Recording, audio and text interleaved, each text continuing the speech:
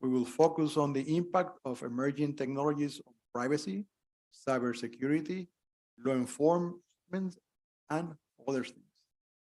We will explore the influence of that NFTs, blockchain, and Metaverse platforms have on the domain name systems and Internet's governance, how these issues influence the norms, regulations, policies, and the future of the Internet of its services will be explored.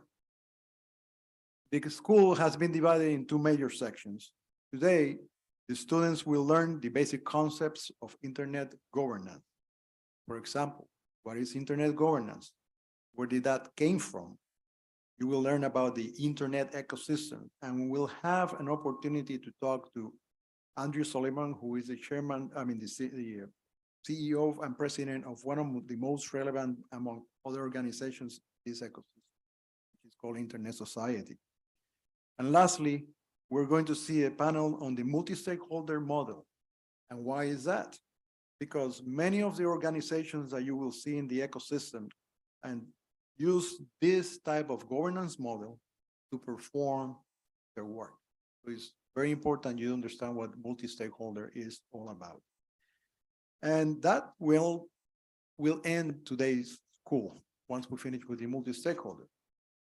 With these basic concepts, then the second part of the school, we will see in the following 2 days, November 3rd and November 4th, some of the most pressing Internet governance issues impacted by these emerging technologies and cybersecurity.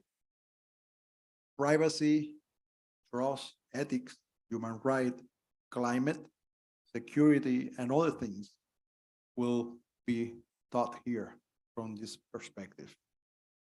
Stay with us through this journey, and I can declare the school that is officially open. So welcome everyone here locally and remotely. Thank you so much. Now, we do have a welcome messages from various people here in the university and the government. Now I want to introduce you Nanette Martinez, who is representing the government of Puerto Rico. She is the Interim Chief Innovation and Information Officer / Executive Director, and the PR Puerto Rico Innovation and Technology Service PRITS. Outside Puerto Rico, this is the CIO office. This is not like that. So Nanette, please.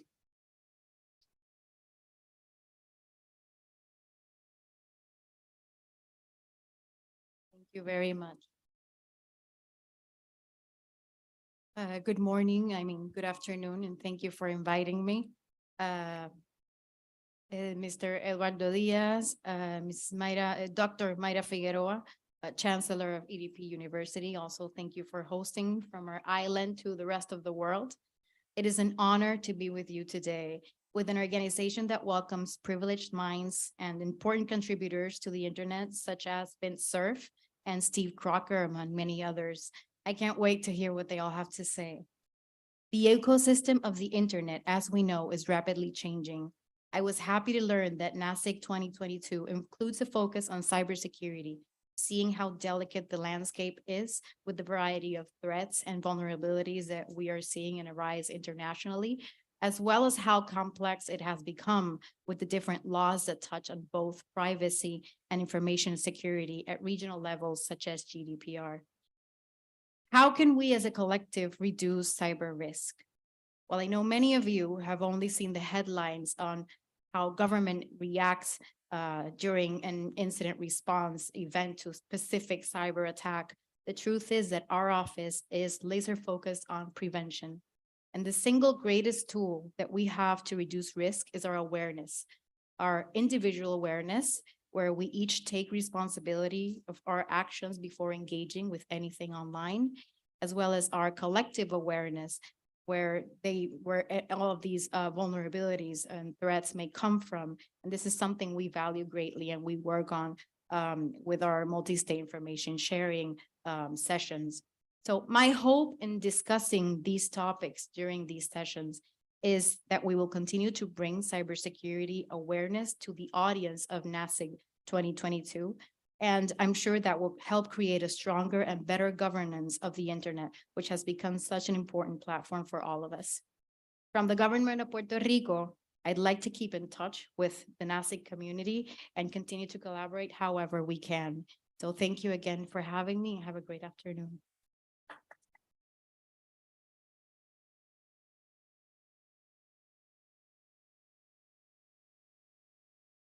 Thank you so much, Nanette. And the next, we have the president of the EDP University, Dora Gladys Nieves, which is going to give us a welcome message from the excellent facilities that we have right here. Thank you.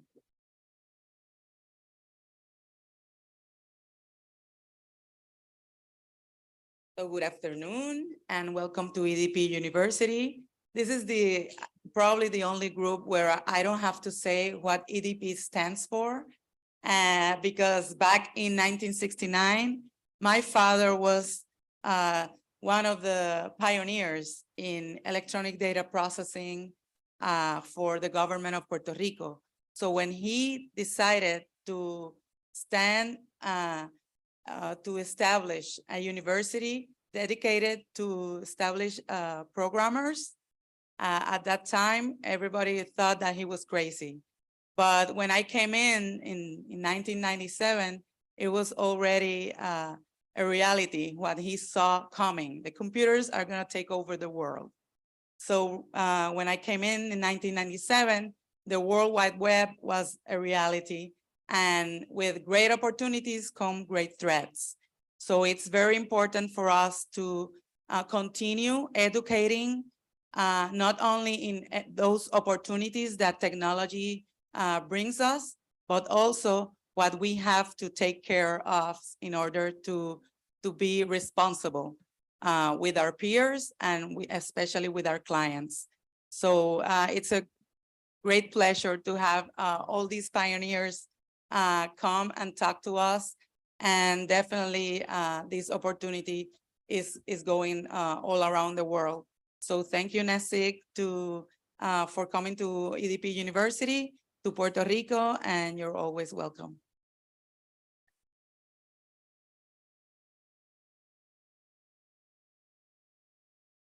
Well, thank you, Gladys, for allowing us to use these great facilities for the school, and thank you so much. And then next we have Dr. Pablo Rodriguez. He is a professor in this university, and he is also one of our sponsors, the CCTLD, or the country code top level domain .pr here in Puerto Rico. So Pablo is going to give us another welcome message. Thank you.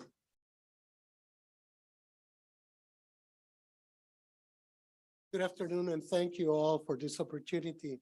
First and foremost, I want to thank President Engineer Gladys Nieves for having us here and for hosting these types of events, because this is not the only one. But rest assured that EDP University has become the house of the internet in Puerto Rico. Anything and everything that has to do with internet will be taking place at EDP University. So thank you, President Nieves, for giving us the opportunity to host events such as this one here. It is a great pleasure and honor for me as an executive vice president of the Puerto Rico top level domain, .PR, the country code of Puerto Rico and Puerto Ricans in the space of the internet. At the same time, I want to thank you for this opportunity and know that we will continue to sponsor events such as this one and others that are involved in the education and awareness of the opportunities and responsibilities that we present to use the technologies, the internet technologies. So I invite you all to take advantage of this opportunity to hear the different messages that we'll hear. Make sure that you will be here tomorrow because we will have Steve Crocker, who will be spending most of the day with us and sharing lots and lots of stories and wisdom. So thank you all. Enjoy the rest of the afternoon.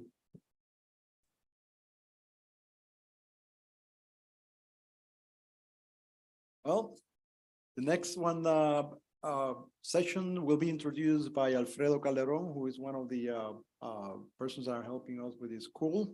And that will be Alfredo, please. Thank you.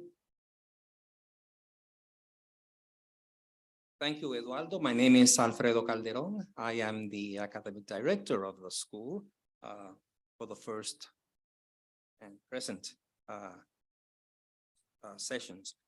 So our next speaker is going to be Dr. Vince Cerf, who most of you know as one of the fathers of the internet. He is presenting an inspirational message to us. Unfortunately, he won't be with us here in person, so we'll have a message recorded previously from him. So, Vince, the ether is yours to proceed. Thank you.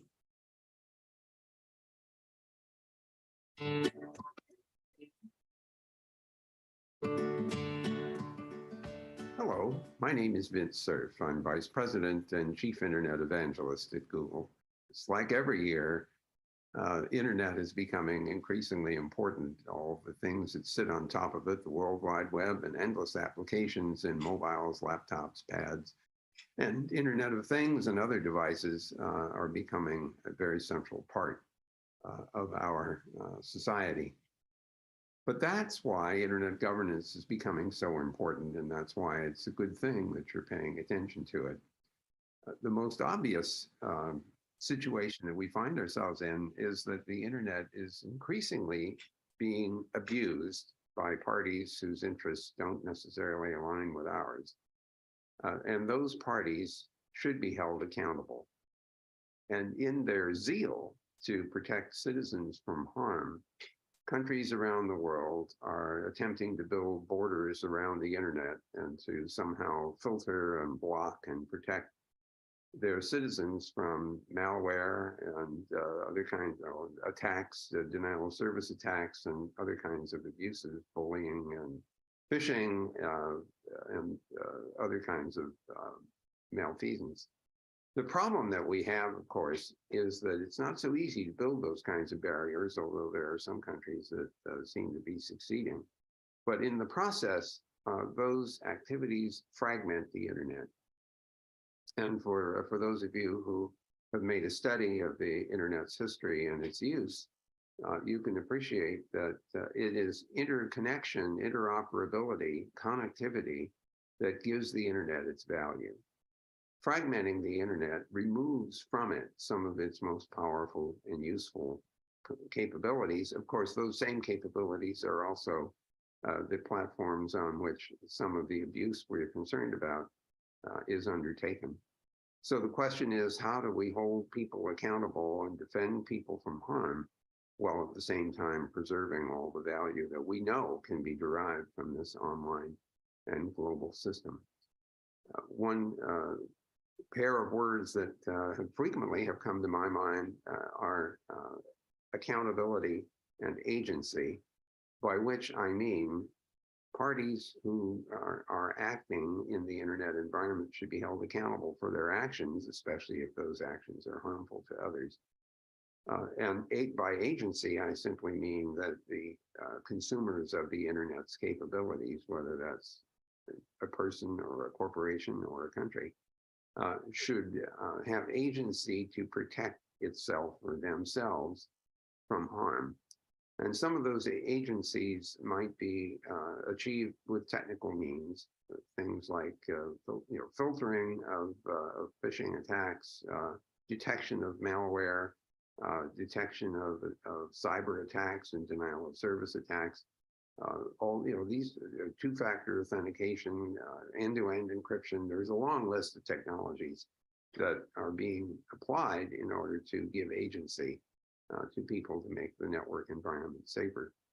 But that's not the limit of things that we need to undertake. We also need policy to be adopted, probably on an international scale, in order for countries to hold people accountable for their bad actions, and agreements across those jurisdictional boundaries so as to jointly tackle the problem of bad actors in the online environment. I've been spending some of my time with the American State Department and with other organizations associated with the ITU and with the UN, and particularly the Internet Governance Forum, looking at cybercrime and cybersecurity, which are distinct but related concerns about the Internet system. So these are all top of mind for me as we plow into the third decade of the 21st century, making heavy use of computer-based technologies. These are all ultimately animated by software. And I'm sure every one of you recognizes that the hardware, which creates the physical presence of the internet and all of its applications, that hardware is somewhere in real space. But the software that animates the hardware creates this ethereal cyberspace, which has its own reality. It is real in the sense that its function actually causes real things to happen in the real world. And its malfunctions also cause real things to happen in the real world. And we should be concerned about that. Now, the hot button these days is artificial intelligence and machine learning. And there are good reasons for that. These are powerful, incredibly impressive technologies. They do things that would be out of scope for any human being to do, certainly at scale and at speed. Some of the things are amusing, for example, the ability to play various kinds of games better than human beings do, or alarming when you think about what could possibly go wrong. Think about self-driving cars, think about robotic operations, surgical operations. These are sort of at the high end of potential risk factors, but the risk factors are diverse and they extend in many different dimensions. What about simply online banking accounts or other transactions? What happens if someone is able to gain control over your account and take actions that you didn't authorize, something that we should be worried about? So all of these kinds of considerations should influence our thinking about internet governance writ large.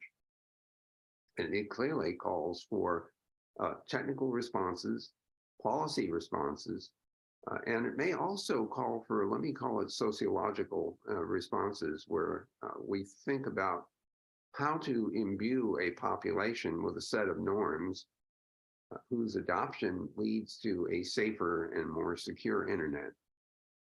That's a non-trivial exercise. We have some worked examples in some contexts. For example, smoking is something which eventually was, I won't say prevented, but certainly inhibited by demonstrating that smoking and cancer had a very strong causative relationship, or causal relationship. It took a long time to get there because the parties who were selling smoking materials were able to inject a great deal of doubt and uncertainty about the scientific demonstration that these two were linked. We could make the same argument for seatbelts in cars. For a long time, cars didn't have seatbelts until somebody finally figured out that it would be a lot safer if we had seatbelts in cars. And eventually, we said, you know, you can't sell cars in this country without a seatbelt. And by the way, if you're driving and we catch you without a seatbelt on, there'll be consequences. All of these things have had an element of enforcement built into them. And that should be in the back of our minds as we think about internet governance and the increasing safety and security for those who use it. We will undoubtedly need to use incentives of one kind or another, some negative and some positive, in order to achieve the desired result, which is a safer and more secure internet for everyone.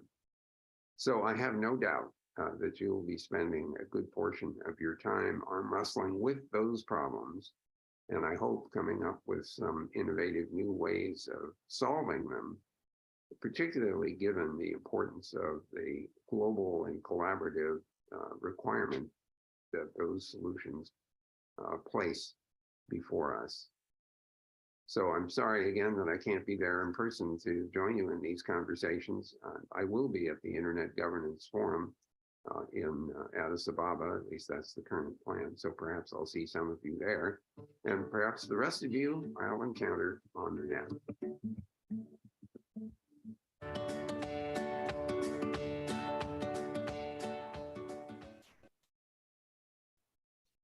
Well, thank you so much. We're going to take a break because we are ahead of time to get the other person, which will be Olivier Crepin-Leblond with the history of internet governance in a few minutes. So take a biological break. Thank you.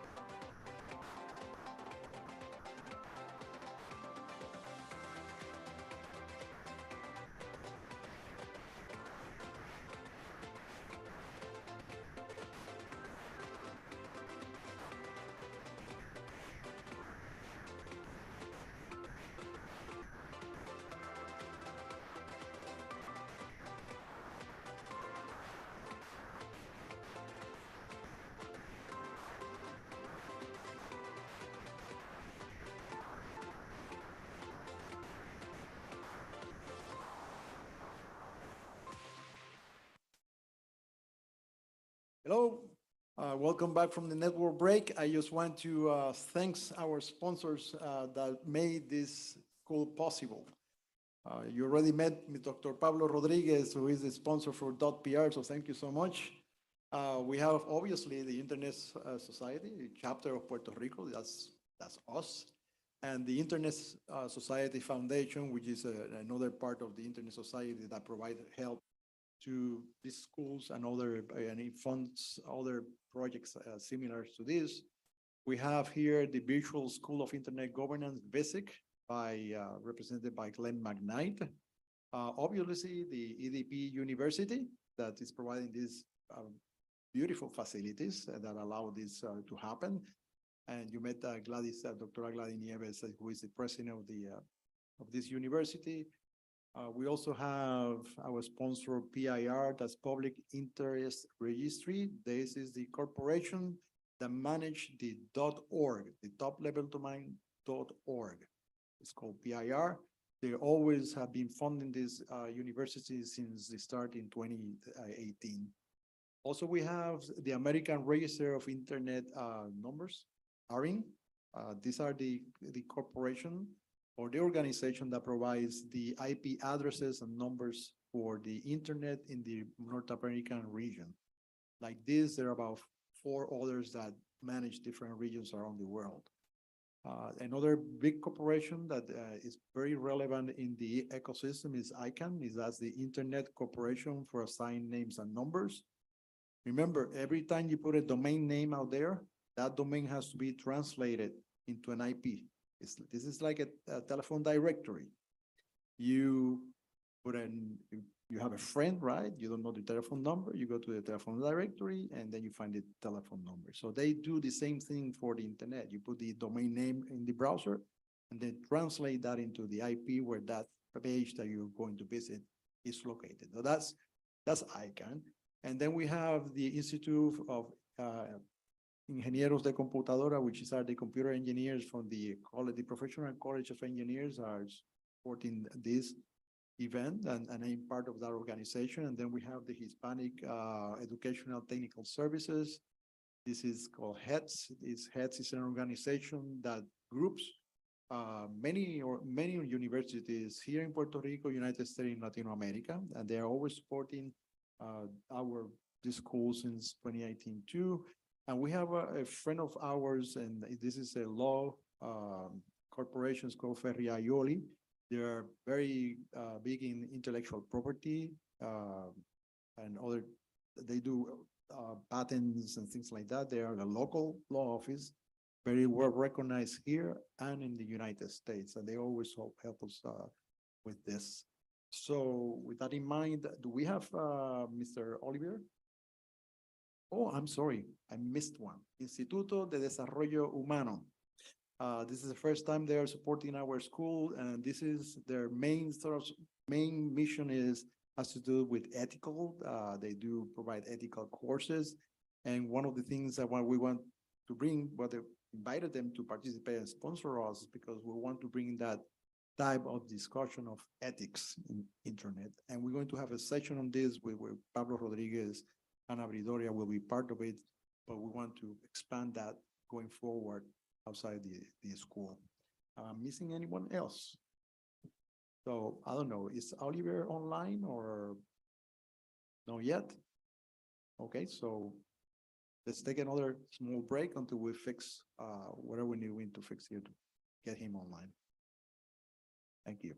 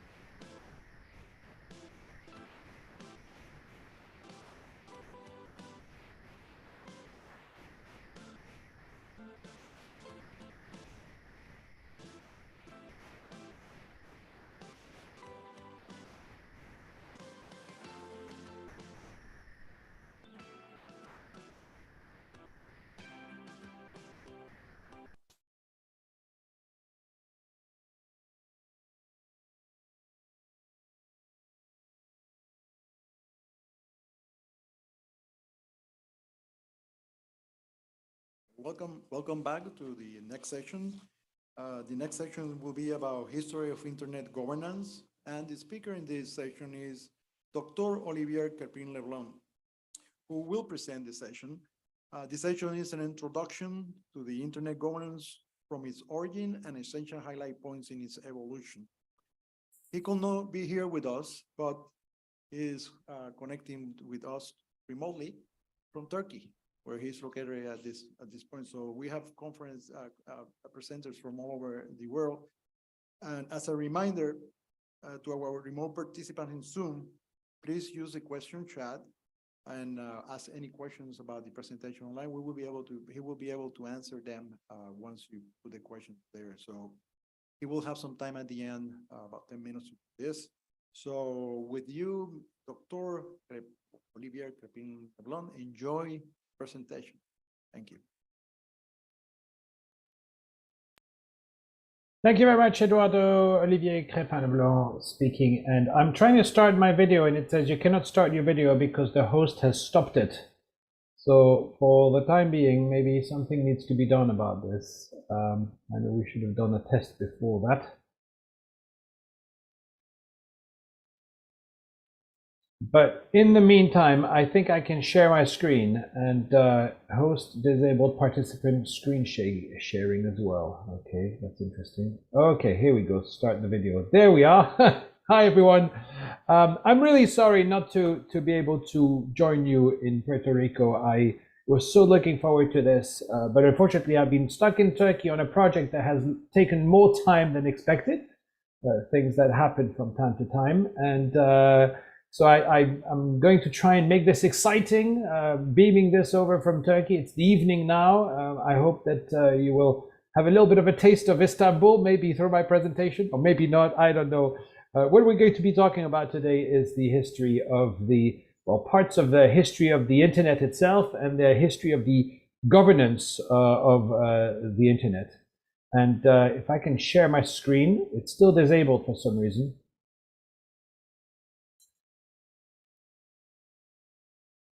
Then I'm just trying it. Here we go. Now it works. Fantastic. So let's go into the slideshow, and we've got diaporama, whatever you call it. There you go. Okay, so we're going to speak both about the history of the internet and also history of internet governance. This is not meant to go into any depth. I'm going to try and cover as much as I can within the hour. In fact, I'll try and do it within 45 minutes. And hopefully, if we are able to cover this, then we'll be able to have some Q&A, questions and answers afterwards. So effectively, when you look at the internet and the 5 ways of the internet governance, you have a whole sort of set of governance methods by which the internet was run at different moments in its lifetime. At the beginning, of course, it wasn't called the internet. It was the Defense Advanced Research Projects Agency Network, DARPANET. It was set up, funded, run by the US military, and that lasted from 1957, the sort of very beginning of the work on packet switching, etc., all the way up to the 70s, just after it was actually officially launched.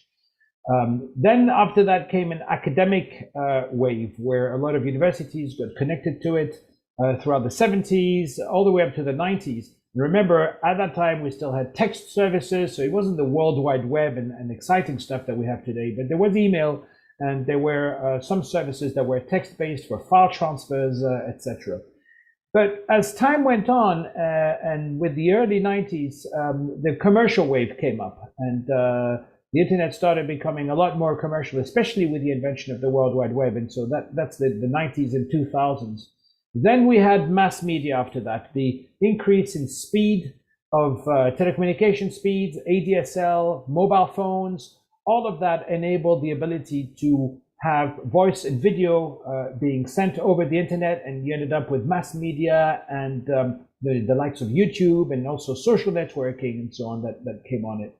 And the next wave in the 2010 plus just became everybody and anything. It was a case of, and I'm amazed we're talking about 2010 as being it was, but yes, it was 10 years ago, more than 10 years ago. It was a case of apps exploding with, of course, the iPhone and then the other smartphones that we ended up having, and so many people getting online, not even owning a computer, but just using a mobile device to go online, not even thinking, well, what is the internet for you? Well, the internet is Facebook, or the internet is Instagram, or the internet is Google, and they're not really following the internet. They're just on an app, or they're just following a specific website. So it's pretty much everybody and everything. And there's a complexity brought forward with that, with the start of the 5th generation networks, 5G, the Internet of Things. There are these apps which could run without the internet to start with, etc. So these are the 5 ways to start with. And I'm going to look at the history and then the very beginning of the internet, which is effectively a technology that was developed since the 1960s. So it's not something particularly new. It's got technical specifications that are dealt with by the Internet Engineering Task Force, and it's a multi-stakeholder development framework.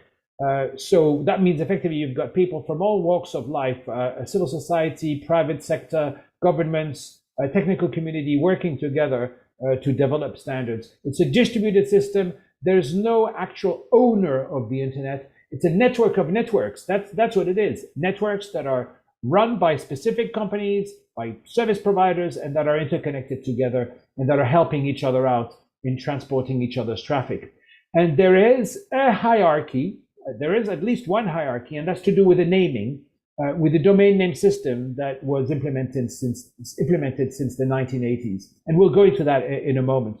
And the reason why it's hierarchical and the reason why it has a single root, what we call a single root, is that when you try to connect to another place or send an email to someone or connect to a website, you need to have a unique address for it, because if the address is different depending on where you connect, this would be an absolute mess. So there is a hierarchy to that.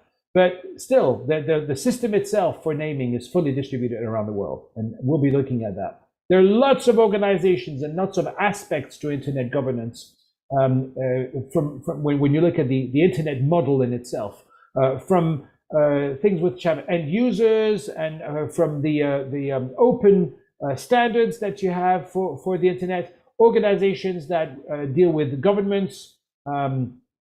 You have telecommunication providers, obviously. You've got education. There are so many different facets. And this is a graphic that the Internet Society did a few years ago to show the complexity of the internet model in itself. At the beginning, it was a lot simpler. In September 1969, the first connection, the ARPA network, was between the what they call an IMP, so Internet Messaging Point, at UCLA, University of California, Los Angeles, between one node and another node, and they managed to send something between the two, and it was really, really impressive. A few months later, they managed to connect a couple more computers, and that really is the first ARPA network, if you want, in December 1969. 4 nodes, which is not very much, but it grows. And the thing is, you had to start tracking really how this whole thing was going to work, because, as I mentioned, there's an open standards development process. And when you write standards, you need to do some kind of nomenclature. So that's where they came up with the request for comment. I think they called it RFC, request for comment, because that really was what it was. People would present papers to these groups and would say, okay, how about if we did things this way or that way? And oh yeah, we've worked on a protocol to transfer information in this particular way. And what do you think? And that's really kind of getting peer feedback on the networks. And that's, of course, something that was immediately enabled by the internet itself. The RFCs grew out of the internet, and the internet grew out of the RFCs. The RFCs are effectively the standards of the internet. In 1973, jump a few years ahead, and you'll find out there was a lot of more computers being connected. And at the time, it was computers. We didn't have mobile devices. So it was mostly computers and what they call routers or routers, if you're based in the United Kingdom. And they were just telecommunication boxes that would talk to each other. And well, we had switches and things. telecommunication equipment and computers connected together. And it grew pretty fast, and it was clear that the protocol that they were using at the time was not going to be able to grow and to scale up.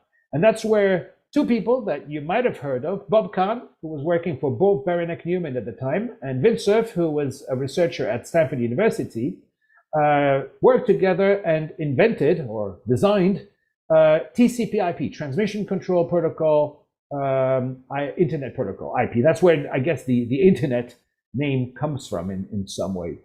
They came up with this in 74. So you look at the diagram, in 73, it was still using the old system. And then 1 year later, it was implemented, and it took a little while. And there was a time when the Internet switched from the old protocols over to the new protocols, the new TCP/IP protocol. And it was meant to be something as, okay, this is the next protocol, but it wasn't meant to go on forever.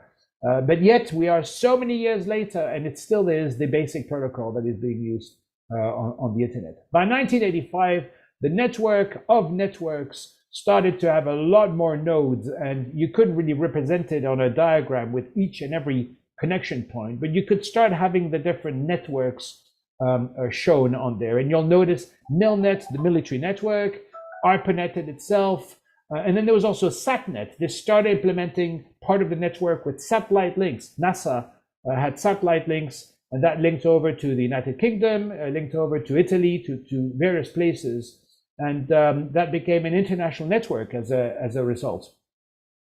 At the time, they had a thing called host tables. So it was a file where you had the IP address on one side, the Internet Protocol address, which is this suite of numbers that you have, 4 numbers, each one ranging from 1 to 254. And you will probably recognize those because you probably see them from time to time. And on the right-hand side, you would have the host itself. And somebody was there every day, would receive electronic mails from people around the ARPANET at the time, and be told, okay, this is our new machine, this is our new connection, please add it to the host table, so that people would be able to type in the name, and that would connect, and like a dictionary, if you want, that would or directory, sorry, that would actually connect over to the right number. Now, of course, you must have guessed it. By the time 1985 happened, it wasn't just 1 or 2 machines per day that were getting added. It started becoming hundreds, maybe thousands of computers, and the changes and the amendments. Adding machines is not that bad, but amending by hand the host table was becoming a real burden, and something needed to be found for this. And this is where they designed the domain name system. That was introduced with a certain number of extensions. So .mil was for military, government, commercial, networks, organizations that didn't fit in any of the above, and edu for educational.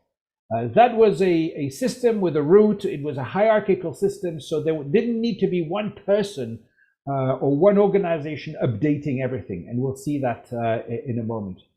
In 1989, so we move on a couple of years along with now DNS running and things, the internet continuing its tremendous growth. Now, we're not talking about hundreds of millions of people yet, but we're talking about, thousands, tens of thousands of nodes and of people getting connected. And you can see here from in spite of a few months, it went from 80,000 nodes in January to 160,000 nodes in November. And when you would actually at the time go to a telecom company, and guess what? Majority didn't know what the internet was. You would go to them and say, this thing is growing at this rate. They would look at you and think you're absolutely insane. No network doubles in size like this within a year. It's impossible. But that's really what happened. And of course, with more people on the net, became more basically non-military, non-researcher personnel. There were a lot of students that got on there. And the first thing that you do as a student when you're 18, 19 years old, and you have watched War Games, which at the time was 1984, I think 1985. I can't remember where that film came out, War Games. Let's hack a military computer. Great fun, but not that much fun for military. And of course, they decided at that point to completely separate Milnet from the internet and have a specific number of gateways. So it's not fragmentation as such, but it's a bit of our network is going to become a local area network, that will connect to the internet via gateways. And there, there's many networks these days that are connected to each other via gateways, especially commercial networks, not commercial, corporate networks. When you've got a large corporate firm, they've got their own systems, and then they've got gateways to reach the outside world.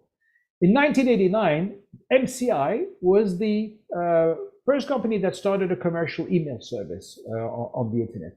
There were some bulletin board systems that were around before that, but it was not an actual commercial service per se, and MCI was a big player at the time. The rest of the ARPANET and the infrastructure for the ARPANET and internet was actually paid for still by the US taxpayer, but there were more and more companies that were on it.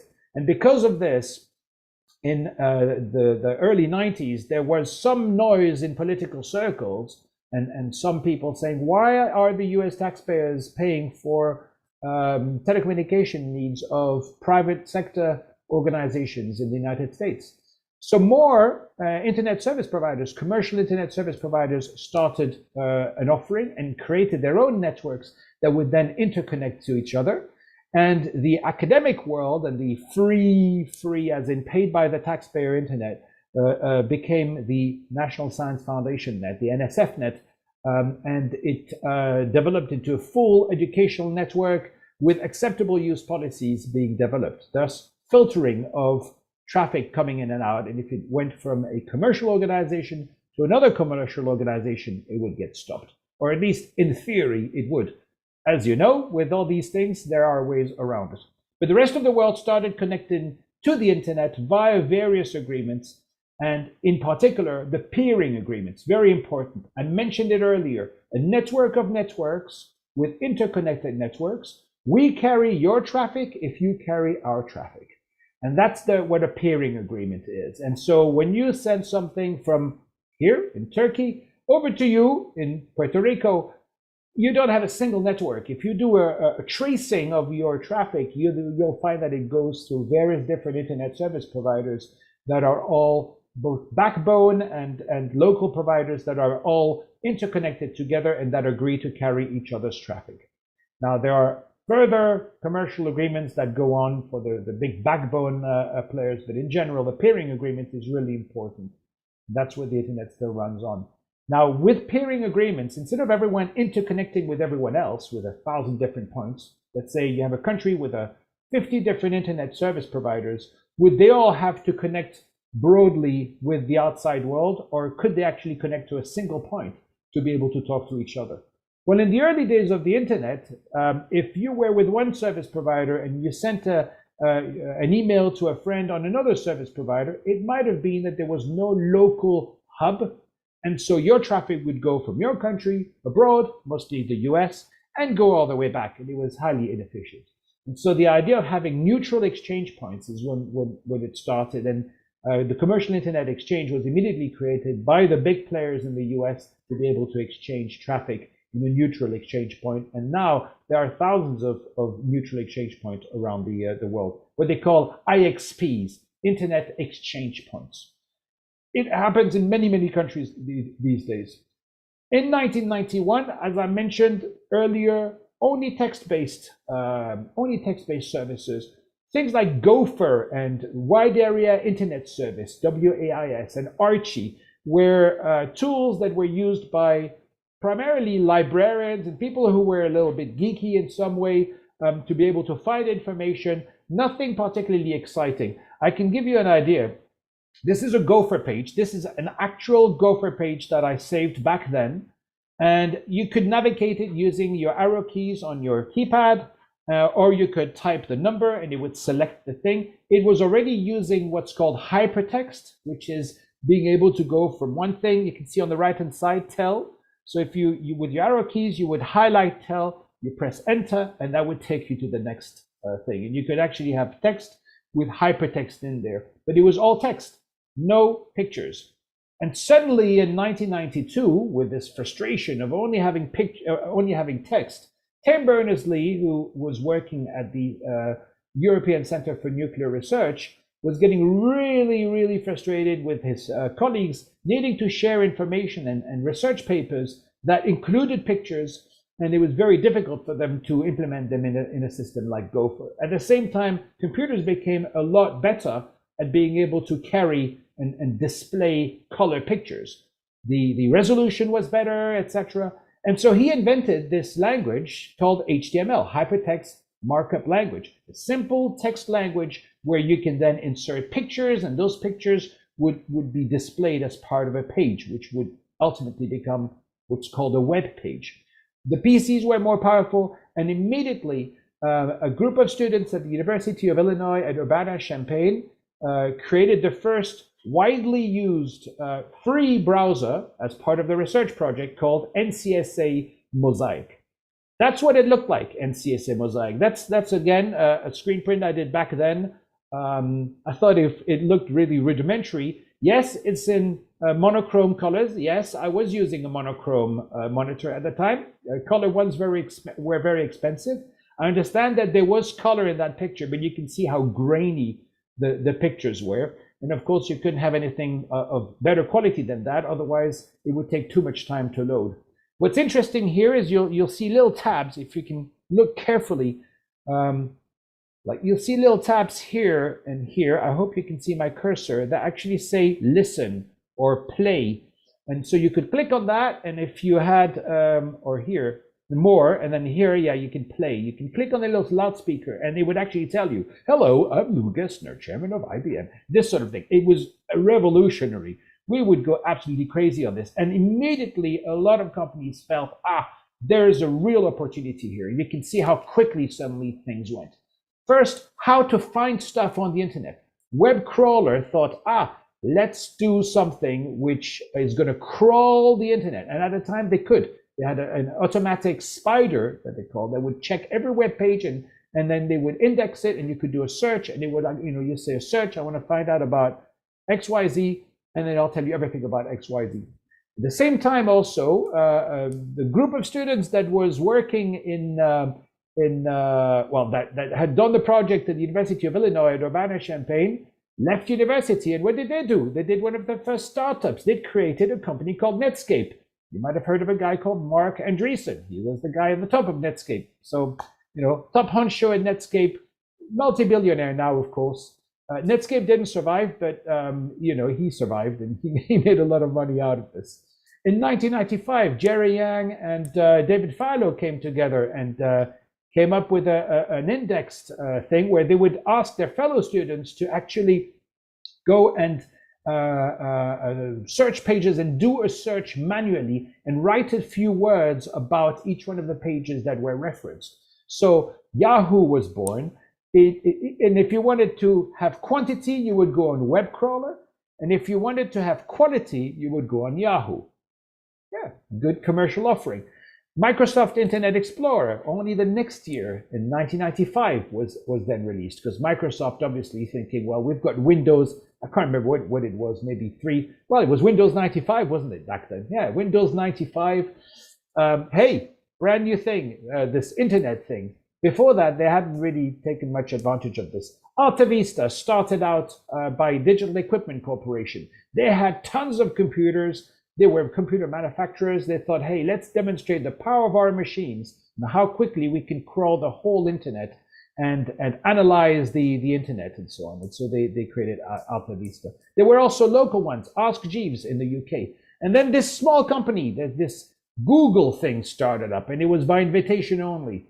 If you know someone who uses Google, they can, actually Gmail was by invitation, but Google itself is like, tell your friends about it. It's a stupid name, but it's quite good at doing searches. And guess what? It was much better than anyone else out there. And it actually wiped off quite a few of these during the first .com bubble that took place in the 2000s. And then, of course, you ended up with the Facebooks of this world. And, the rest really is history. The video stuff came only around 1995. You see, Facebook, 2004. 10 years after Yahoo, and yet they're the ones that became a lot bigger than everyone. The network in itself grew extremely fast. You can see here Central America, and I took that because Puerto Rico, of course, is in that part of the world. North America was already completely connected in the early 90s. You can see here in November, and then just a few years later. So in green is where you just have a telephone UUCP service. In beige, you don't have any connectivity. And in this rather horrible color that I chose at the time, but it would work well on monochrome monitors, was yellow and red. You can see Puerto Rico and Costa Rica, the only two places. What then happened was Cable and Wireless sent a cable over to Anguilla and here, and Antigua and Barbuda. On all this part of the world suddenly got connected by this cable that came in and that continued over to North America. And within a couple of years, boom, everyone was connected somehow. Eventually, what happened is you ended up with a lot more cables being laid. You can see here that famous cable that came to this place. A lot more cables that became laid, and of course, also satellite connections. Australia, our friends down under, are very far away from North America, so it was a much better idea to have some kind of a satellite system, although there is more lag using a satellite than using a cable. It became really quick. And of course, the internet grew so fast that the IPv6 space was required. Now, the current version, or the previous version of TCP/IP, used an address length, which I told you about, the 4 digits that went from 1 to 254 or 255 in some cases. It's not that many addresses, and we kind of ran out of them because I don't think that Vint Cerf and Bob Kahn ever thought there would be billions of people on the internet. And so in the late 90s, this was a real concern, and they said, well, let's come up. A group of people came up in the ITF, came up with new standard for larger address space, and they called it IPv6. And the IPv6 space is, let's say, this is the rectangle. Then really the IPv4 space is a tiny little dot among this thing. You can see the crazy numbers that we have at the bottom of the screen as to how many people could be using these addresses, how many people can get connected simultaneously. What's really important with the internet, you've got this end user principle with any type of traffic is allowed. There's no filtering. It's a champion for innovation. Prior to the internet, if you were to connect any machine, modem, computer, to a telecommunication network, you needed to have it licensed. You needed to go through a whole licensing process with the local telecom monopoly. It might take years. It might cost you millions. Here, you just put, you got a good idea. You work with your friends. You work in your garage, and bang, you could come up with this thing, share it with everyone on the internet, and it can explode and become absolutely, absolutely huge. And that's what's really happened with all these, as I said, this weird name company called Google, and Yahoo was equally as stupid to start with, Yahoo had an exclamation point as well. Strange. But anyway, yeah, they just grew extremely fast. Now, as soon as you had a network that was commercial, immediately there were concerns regarding its governance. And so the first thing was, well, what do? We have to first define what is the internet governance. And thankfully, the United Nations had a process at the time where they got a group of people to come together, and in Tunisia, they came up with a final report where they provided details, and it was basically the Worldwide Group on Internet Governance, WGIG, and a working group on internet governance, and the definition was internet governance is the development and application by governments, the private sector, and civil society in their respective roles of shared principles, norms, rules, decision-making procedures, and programs that shape their evolution and use of the internet. Note the thing: governments, private sector, civil society, multi-stakeholder. It was recognized back then, and it's been used ever since. Diplo came up with a really cool set of drawings describing internet governance, because it's not just geeky telecommunication stuff. It's got everything. It's got human rights, legal, development, sociocultural, cybersecurity, of course. And there are dozens of organizations involved in this. I should say dozens main organizations, and then thousands and thousands of NGOs and thousands of commercial sector organizations. And of course, the world's governments are involved in this. This has become absolutely huge. and it's something that is always in construction. And that's one of the challenges. Now, I'm going to go through a few of the players. And the first one is the Internet Society, which was founded in 1992, and Vint Cerf was actually one of the founders of the Internet Society. And it's a non-profit organization that was really trying to first promote the internet, and then, I guess, defend the internet values, and ensuring that the internet remained open and open development, and have evolved in the right sort of direction. And at the same time, it acted as the legal home of the Internet Engineering Task Force until 2018, where right now the IETF is a separate company, but wholly owned by the Internet Society, which is still a US charity. There are local chapters all around the world, which gives it its really nice, pleasant, good footprint. And it's got different sectors inside there. It's got the Internet Architecture Board, that actually is a committee of the Internet Engineering Task Force, and they really advise the Internet Society on in which main direction the internet is going. So, for example, going towards IPv6 and implementing IPv6 is one of those things that it was decided, and because it's needed. And so it really looks at the overall, the big picture, if you want. And the IETF is really the people that meet around the world and that will go into the nitty-gritty, come up with new standards, and etc. And it's open to everyone. Anybody can take part in it. ICANN is another organization, and it's the organization that coordinates the Internet's identifier system. I mentioned to you this hierarchical system to have unique identifiers. Up to 1998, this was all run by the US government, but then again, why should US taxpayers pay for this? And so this organization was created, and it's private sector led, it's not for profit, of course, and it deals with the unique identifiers such as the domain names and the IP addresses. It's got a policy process which is multi-stakeholder, bottom-up, and consensus-based, and it's actually in its bylaws, so it's really, really, really important. But it deals only with what we call the top-level domains. If you look here, the top-level domains like .org, .net, .us, .fr, .uk, .tr for Turkey, .pr for Puerto Rico, etc. So there's quite a lot. There's many different domain names, and the top-level domains are particularly important. The rest of it is second level and third level, and ICANN is not concerned with those. It's not a regulator of these spaces.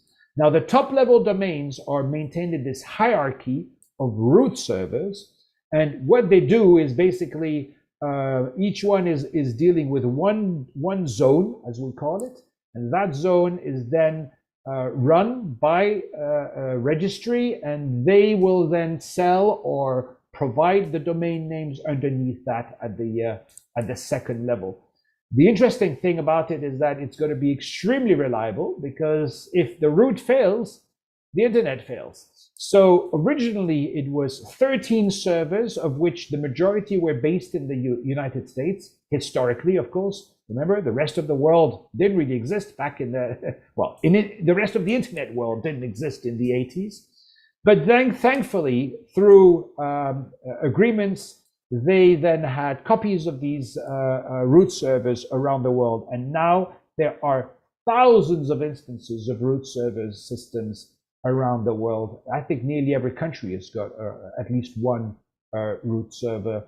And most of these are actually implemented as part of the, many of these are implemented with foundations that are implementing those, and that are not asking for any payment as such for running the root server there. They supply the equipment, and all the host country or a host in the country has to do is to supply a good infrastructure, good telecommunication infrastructure. That's how it grew so quickly. And it still grows. Every few months, you'll see there are more and more root servers there. Then you have the regional internet registries, and they're the ones that allocate the IP addresses, because these are the number resources are really important. There's 5 of them with 5 different regions of the world. You can see them here. You'll notice that LACNIC is the region for for Latin America and Caribbean. Actually, it'll be interesting. Eduardo, I don't know actually. Is Puerto Rico receiving its addresses as part of LACNIC or ARIN? No need to answer now, but that's one thing I haven't checked before this call.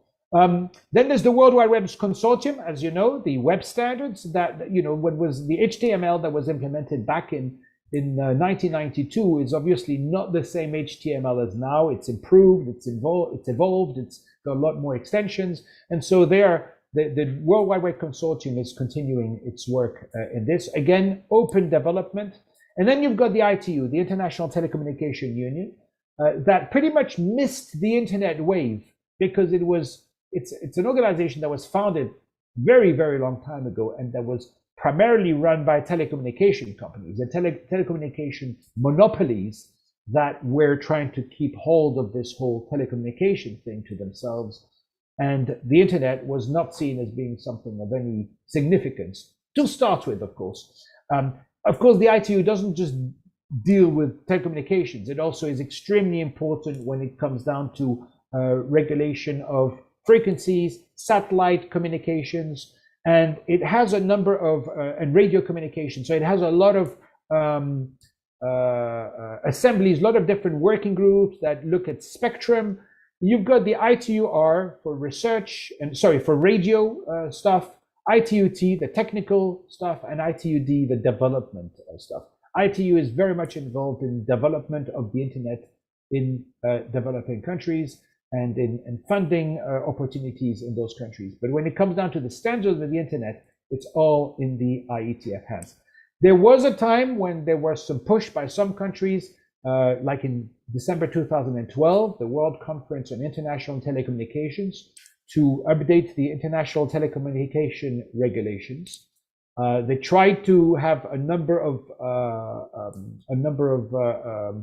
clauses in the new regulations that spoke about regulation of the internet. That whole thing was defeated in quite some I wouldn't say flamboyant. I think it was it happened. It was rough. It was quite a rough end, quite abrupt as well. And then a few years later, the World Telecommunication Policy Forum was a calmer opportunity to try and see if, rather than throwing everything out, maybe some of those regulations, not including the internet, but other telecommunication regulations could be implemented.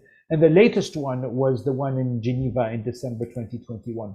There's also the World Telecommunication Development Conference, the last one taking place in, I can see here 2017. I think there's another one that has taken place since, but it's ongoing, And then of course there is the Plenipotentiary Conference. The last one took place in Romania, and of course it had elections and strategic plan adoption, and it's every 4 years basically. But one thing of note is that until now the ITU was led by people that came from countries that might have been a little bit open internet skeptic. On this occasion, the new Secretary General ended up being, that was elected, was Doreen Bogdan Martin of the United States of America, which is certainly good news when it comes down to the open internet. And the vice chair, or vice president was Thomas Lamanauskas, a chap from, I think he's from Hungary, and also really very positive into having an open internet and so on. And so it's going to be an interesting number of years now under their leadership. Of course, they're just the Secretary General. It's the member countries that decide a direction, but just to elect those people was a political statement in itself. There are other United Nations processes. One particularly important one is the Internet Governance Forum, and we'll speak about this in a moment. There's the Commission on Science and Technology, UNESCO, the General Assembly. There are a lot of different UN agencies that are now involved with this, and of course, with the Internet Governance Forum, there's a number of reviews to see if Internet governance as run by the United Nations needs to evolve. And that's where the Internet Governance Forum goes. That was initiated as part of the WISIS process. If you're going to have a system where governance is discussed between civil society, private sector, and governments, then you really need to have a yearly conference where these parties can meet and can discuss things. And that's how it started back then, and it's gone on ever since. The next one is going to be in Addis Ababa in December. And it brings people together. Some people call it a talk shop, but it's a place where a lot of processes start, a lot of discussions start, and then they evolve, maybe another fora afterwards. But the beginning discussion about a topic, about issues that people are faced with, issues of cybersecurity, issues of spam, issues of malware, issues of societal issues, how the internet is changing society, how criminals are using the internet, the whole issues, the huge issue of content that is unsuitable for minors, for children. All of that has been discussed, and a lot of it started in the IGF and then moved on to other fora afterwards. So it's extremely important that this continues, and it's extremely important to take part in it. There are national and regional IGFs worldwide, so it's really like a network of internet governance fora that feed into the global IGF, but that also discuss regional issues. They're all independent from each other. So whilst the global IGF is run by the United Nations, all of the other ones are run by local volunteer groups. And that's what's really amazing about it, And it's because it's multi-stakeholder. A multi-stakeholder environment has got this whole group of, governments, businesses, civil society organizations, technical community, anybody coming and talking together. It might take a long time to do this, but it might take a long time to do things, but fortunately, once you actually reach a consensus, then you've got everyone's approval on this. A multilateral system, which is actually favored by some countries, especially in the United Nations, basically means that, well, governments are not going to talk to civil society. Who are these people to talk to us? Governments are governments. We speak to governments. Let businesses speak to businesses. Let civil society talk about things about themselves. And of course, often the multilateral system is one where the governments have the final say. They may ask for advice, they may invite input from other stakeholders, but ultimately they take the final decision. And unfortunately, sometimes this really goes against the whole concept of innovation and an open network, etc. The multi-stakeholder system has an early engagement of the actors. The difficulty is the reaching consensus when you have so many different views in the room. How do you reach consensus? And there are some moments when it becomes a little theoretical, because it assumes that everyone is nice to each other and things. But of course, we know now that there are real challenges out there. It has been criticized, though, to be a place where only the rich are able to attend. Who funds the stakeholders that come to these meetings? How do you go to an IGF? Now, there are a number of funds that are out there to help people in attending the IGF, but it's still a bit of a rich person's game when you think of it. And certainly some work needs to be done in that. There are so many global events. Now, this was pre-pandemic. There were a lot of them. This was the travel schedule of one person who unfortunately is no longer with us. But she had an incredible travel schedule, and it still is pretty crazy these days. How do you fund this? How do you take part into all of that? It's still important. There are so many challenges. Fragmentation of the internet is a huge problem that we've got these days, because some countries are saying, we don't want to be part of this thing anymore. We want to do and go our own way. Regulation. So many governments are trying to do this. There's the issue of control, especially post-COVID, post-COVID-19. The governments are saying we need to do something. And you can see here, encryption, cybersecurity, privacy, Internet of Things, all of that. And so in a way, I kind of think there's another wave that we're going through now at the moment. It's the let's do something syndrome. Oh, we need to do something about it.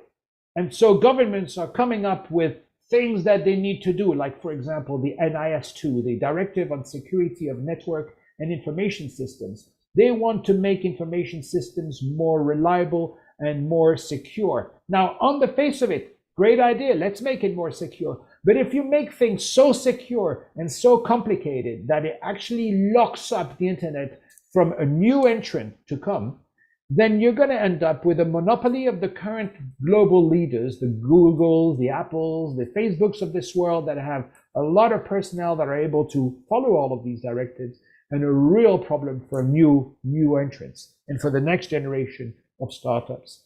And that's something which they really need to think about. There's another one. Let's do something about encryption. Oh, there's so much crime going on. Certainly child sexual material, terrorist content, all of this stuff which we can't decrypt because it's encrypted. We need to do something about encryption. And so several governments are looking at trying to weaken the encryption. And in fact, not only just individual governments, but even the European Union as a group of countries is looking at doing something about weakening encryption. And of course, it's ever so important to have strong encryption when you're going to put your credit card details and share this online. Or you're going to, if you are a journalist and you live in a country which doesn't have much freedom of press, that you're able to actually say what you want and be able to hide behind a digital identity of some sort, or send your information or even your private information as well. Encryption is ever so important, and unfortunately those consequences for privacy and security of transactions and trust and the whole thing of freedom of speech is something which, because these new laws, this let's do something thing, it's pushed by a lobby of often security services to make their life easier. You might end up having terrible implications on our lives. So it's really, really important to really focus on this internet governance thing. It's not just a hobby. It is something that is vitally important for each and every one of us. And you need to take part in those processes, whether it's making sure that things that have worked well for the past 25 years continue to work, and so they don't screw up the whole internet with some laws and things that make things extremely hard for people to navigate, and illegal to do things that are not illegal in themselves. Implementing IPv6, super important. Better tools for identification and security of transactions. And of course, engaging in all the multi-stakeholder processes that we have, ICANN, IETF, the Internet Governance Forum, all of these.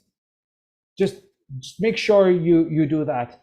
And I think that's pretty much all I have to tell you. So I hope that it's been helpful, and I'm happy to answer questions. Well,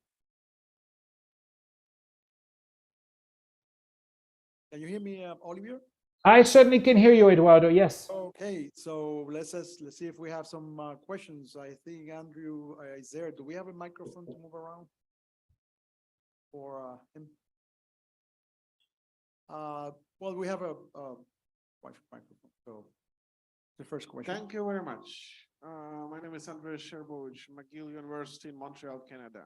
I'd like to ask you a question about first of all, thank you for this wonderful observation of the history of the internet and the history of the governance of the internet. But what do you think, based on these observations, is it possible to predict future of the internet and the internet governance? For example, I can tell for my opinion about the future of the IGF. I think the IGF, on which I will be present in the December as well. I think IGF could be transformed into the UN-based international organization. That's my opinion. But about the governance in general and the future of the internet, could it be predictable based on the history? Thank you very much.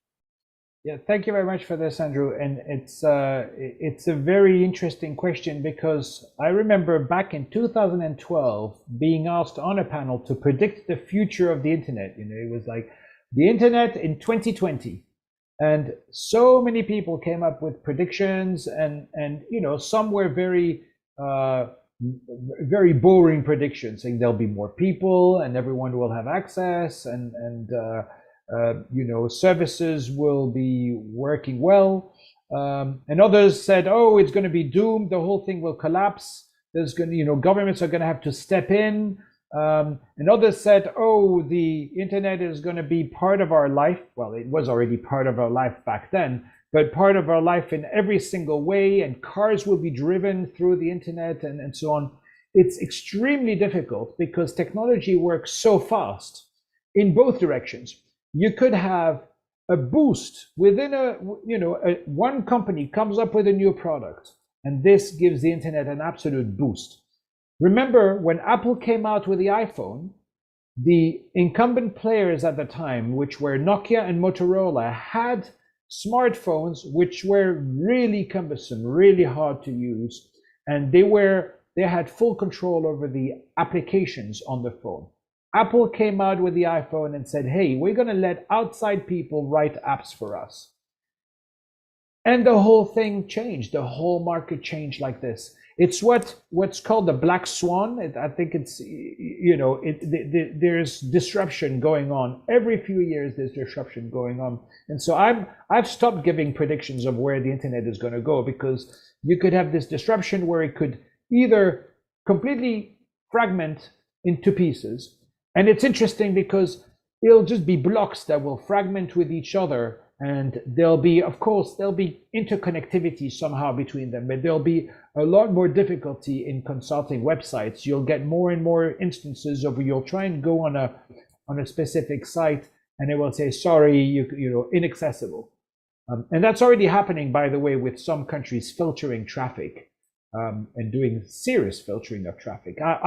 I'm in Turkey at the moment. I was surprised that some media, which I didn't think were particularly politically oriented, I could not actually access from here. Of course, you can make use of proxies and tunneling systems, which there's so many of now to be able to get around it. But I didn't think 10 years ago that countries would actually cut off such a large number of websites and try to control the traffic so much. Similarly speaking, you could suddenly have a new system for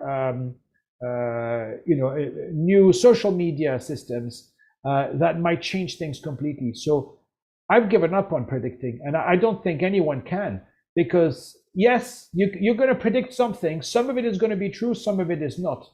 I think it's just going to, it will continue growing. It might be very different, or it might be the same. There's a saying in French which says, plus ça change, plus c'est la même chose. The more it changes, the more it's the same. And for some people, it will look as though it's the same. For some people, it would look as though it's very different. All I'm hoping, though, is that we're not going to have an internet in 10 years from now that will be a skeleton of what it is today, that will allow people to do less, it will be more cumbersome and a lot more expensive for people to use, because there are pressures out there for even the charging system of the internet to change. And although we've been so far okay with the current charging, which by the way is at the detriment of our privacy, the detriment of our privacy, the analysis around our privacy is now reaching such a case that it's really trying to find so much about you that perhaps there needs to be a change. But how, I don't know. I really don't know how to predict, sorry. Thank you, Olivier. Are there any other questions? We have a few minutes for him. Are there any questions in the chat or question chat? Well, if not, Olivier, I really thank you for this presentation. For the students here, they had a chance to, learn something about the history of the internet. And I'm saying this because people think that the internet, that you connect and it works by magic. And the magic is there because there are many people behind the internet making sure that it keeps working, stable, that we can connect, it's secure. And having learned about the internet history, very general, gives you a perspective of, how fast this network have grown since the 1970s or 80s. I understand the TCP/IP, the protocol became alive in the whole network in January 1st, 1983. They said that that's the birth of the internet. And also, we have a chance here to see some of the ecosystems and the organizations are more relevant that are supporting the internet. And we ended up understanding what internet governance is. Many people do not understand what that concept is. Like I mentioned at the beginning, this part of today's session is to give you the basics, because the next 2 days, then we're going to get into talk deeper in the issues around the emerging technologies, how they impact the internet governance. So Oliver, I always, love to, I have seen this presentation many times, and every time I see it, I like it because I learn something new. So I have changed a few things as well. I had to update a few things, Eduardo. But I should just add one more thing. There are some people that say, well, the internet has now become part of our everyday life. It's a little bit like electricity and like water. It's a commodity. So why do we even need to have governance around it? And the big difference between electricity and the internet is that electricity is something that you switch on and off, and it's just helping you in your life. Internet conveys your ideas and affects everything in your daily lives. If someone else controls that gateway of you being able to talk to your friends, to correspond, to do things, to be someone, because now with digital identity, it all relies on the internet. If someone else with bad intention controls this, you really are in trouble. And that's why it really goes to the core of our existence as humans. And I think that's really, really important. That's why we need to be involved in this. Yeah, I saw a presentation many years ago about something similar. It said, the internet is a reflection of humanity in the digital world. So you see things that happen in real life, happening internet, sort of a different way, but it happens there. So thank you so much, Olivier, for your presentation. And I want again to thanks our sponsors that allow us to do this and bring you all the way from Turkey. And now we're going to have a network break. And the next 2 sessions, we're going to talk with the CEO of the Internet Society and get to know more about it. And then we're going to talk about the multi-stakeholder, which is something that you heard in Olivier's presentation. So thank you for your time, Olivier. I know you're very busy today. And it's always a pleasure, Eduardo. It really is. So anytime, and I hope that next time I'll be there in person. Let's cross fingers. Yes. Thank you. Now we're going to take a break. Thank you. Bye for now and enjoy. Bye.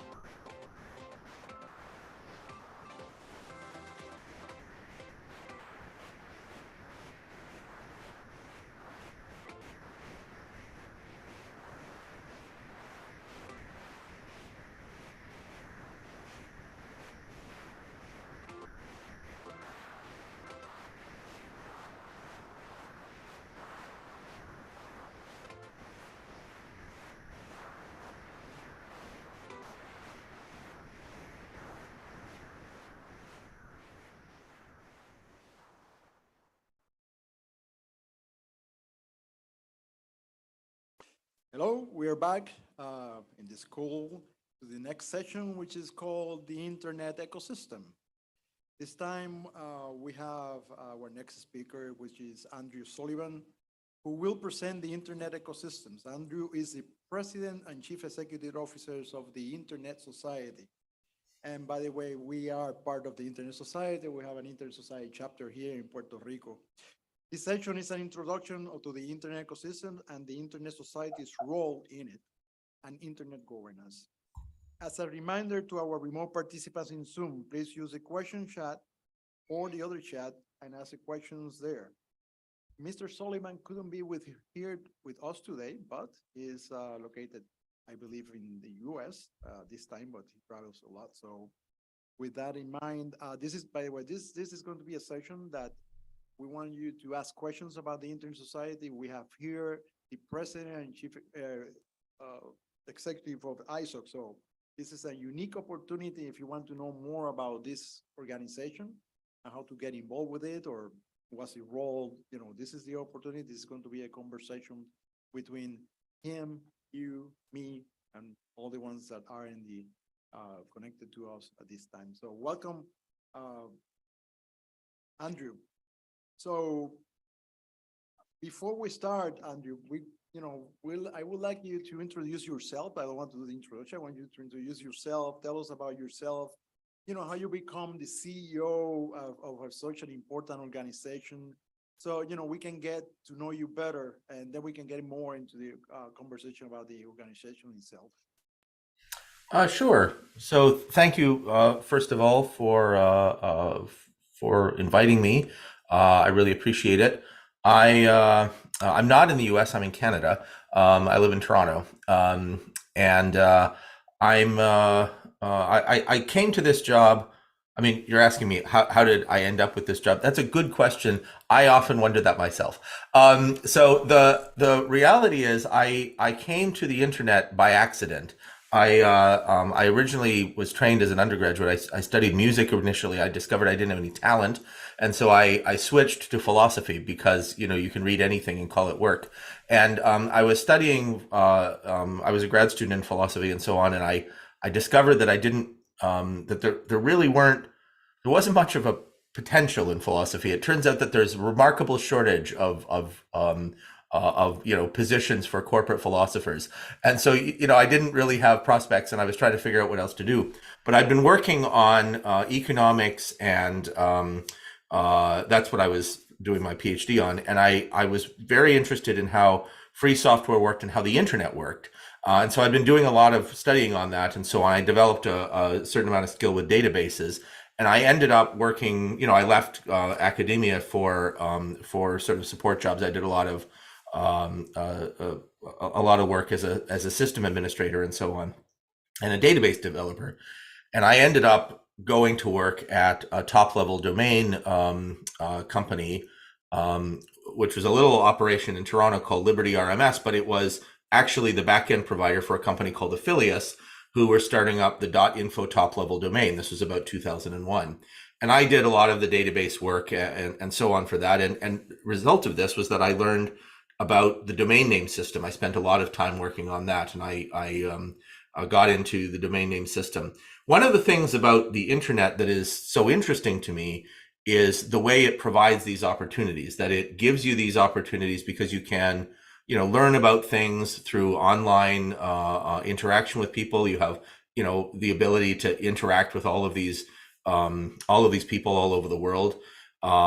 Who will help you and who will help you train these things. And so I wanted to contribute to that.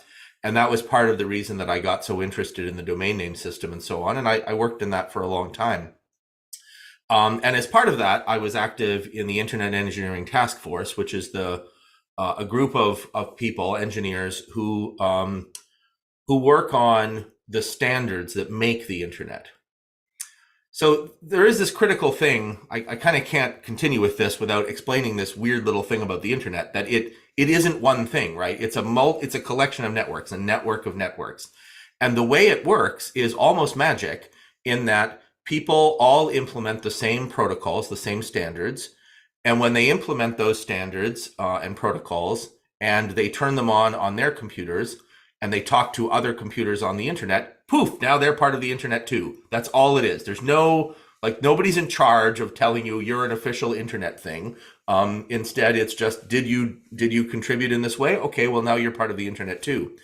And these protocols are built through the Internet Engineering Task Force, or IETF. You hear that a lot. And the IETF is this really weird organization. It's a part of the Internet Society, even to this day. The Internet Society was sort of created to give it a home. And over time, it's become a little more independent and more official. But it's still a part of the Internet Society. And because it works by rough consensus, it has to have a way of talking to the rest of the world that doesn't depend on getting consensus of all of the thousands of engineers who participate in the IETF. So if the IETF wants to talk to the ITU about some standards, for instance, it needs to have a means to do that. And so it has a committee called the Internet Architecture Board. And I was appointed to the Internet Architecture Board a number of years ago. And I was there, I was the chair for a number of years, and became for a couple of years, and became very, very much involved in the transition of the IANA stuff that governs ICANN and governs the top level domains and so forth. When that was happening, there was a change a few years ago. And so that was sort of how I came into this role. I came from a background that is very much interested in the kind of social science and the sciences and the sort of social questions that get us onto the internet. And then I did a bunch of work in the technical end of things, and now I'm back doing much more, things that are much more related to the social questions and the policies that affect the internet. So I hope that gives enough background that people understand, where I come from. Yep. Thank you so much, Andrew. I learned today things that I didn't know. Oh, that's good. I knew you studied music, so Yeah. So anyhow, I want to give you some history about the internet chapter in Puerto Rico. Our chapter was founded in 2001, but it was very interesting that, and we founded by 40 people. And let me tell you why 40, because in 2001, if you wanted to become a member, a chapter, you had to pay $2,000. So because at that time, ISO, and you correct me, Andrew, if I'm wrong, they were not a real source of income that supported the ISO. So they had this. So we got 40 people paying $50, and bang, we got our chapter. Now, from those 40 people, I'm still the only one that's still around. I mean, not that everybody died. It's just that I'm involved with the chapter here in Puerto Rico. And since then, I decided for many years, and now there's another gentleman, his name is Alberto Cruz. And we have done many, many things. I met Andrew many times when he became a CEO, and other CEOs before him that came out. So that's a very interesting story, and we continue. And by the way, many of you and the people are remotely, if you want to become members of the Internet Society here in Puerto Rico, make sure you go to, find us in Google or any of those search engines and look for Internet Society Puerto Rico. And right there, just hit the I want to become a member. It's free, and you get you will be able to start receiving the information around the events that we do here in Puerto Rico. Opportunities are open with the Internet Society globally, on education and other activities and fellowships that are available to all the members. Plus, if you have projects, ideas, there is the ISO Foundation, which is the part that provides funding for projects like this one. By the way, the ISO Foundation is one that provided help us, one of our sponsors, because they support this type of internet governance schools all over the world. So let's not talk now about this history about ISOC. If you can tell us more about it, why it was created, and who. I mean, we heard Olivier talking about that it was funded by Bill Cerf, but what is the story behind that? How it has evolved? How many chapters, country, how just to give a sense of how global we are, and how many employees, how it's funded, and just to give a feeling for what ISOC is, which is one of the most relevant organizations in the ecosystem that you just saw from Olivier's presentation. Andrew. Well, we certainly try to be relevant. It's obviously our goal. We like to say that the internet is for everyone, and that's what we're always working towards. We have, so the Internet Society has members, individual members, and there's about 95, almost 96,000 members worldwide. But as you were saying, Eduardo, you know, we encourage everybody who is participating here to join us, so we can make a worldwide movement to get people involved. And then those members are eligible to be members of various chapters. So the chapters are affiliated with the Internet Society. They're strictly speaking separate organizations, that they're independent organizations. They have an independent voice, but they have a link to the Internet Society, which is part of their agreement with us, you know, as being chapters. And the chapters select 1/3 of the board of trustees who are my bosses. So that the chapters are, you know, a critical part of the way the internet works. I like to make a comparison to the internet itself. That is, you know, every network on the internet isn't used for the same purposes. It doesn't have the same goals. A university network and a corporate network and the network in my house, they all have different purposes, even though they all participate in the internet in some way or another. And, you know, but they use these common basic building blocks in order to be together. And I like to think of the chapters of the Internet Societies working the same way. They have, you know, independent purposes and so on, but we're all coming together to make the Internet Society work as a collective organization. We also have organization members. Organization members are another portion of what the board of trustees of the Internet Society is appointed by. So the organization members, typically they're corporations, although many nonprofits and you know, aligned organizations, and they contribute to us through the organization membership advisory council. So they make up another portion that is really, you know, about the kinds of interests that those sorts of organizations have with respect to the internet. Finally, I will say that the IETF, through the IAB that I mentioned before, they also appoint 1/3 of the board trustees. So the board is made up by appointment from these different groups. That it isn't like a parliament. They're not representatives of those groups when they become the board. It's a corporate board, you know, incorporated in the United States. And so, you know, there are legalities about how that all works. Probably too boring to get into right here, though. The primary funding for the Internet Society and the foundation, I'm also the CEO of the Internet Society Foundation. These are two organizations. The foundation is a supporting organization of the Internet Society, so it does certain things on behalf of the Internet Society in furtherance of the Internet Society's mission. And a lot of what they do that people can see is exactly as Eduardo said, the charitable work, the grant making that the Internet Society does. We've been gradually formalizing that work. The foundation was set up roughly at the same time that I took on this job, although it was in train before I started in 2018. So it has been gradually adding programs and formalizing some of our grant making in order to make those things more predictable and more reliable and so forth. And I think so far the results have been really, really positive. We have managed, for instance, there is a program that was designed for chapters that was originally very, very small called Beyond the Net.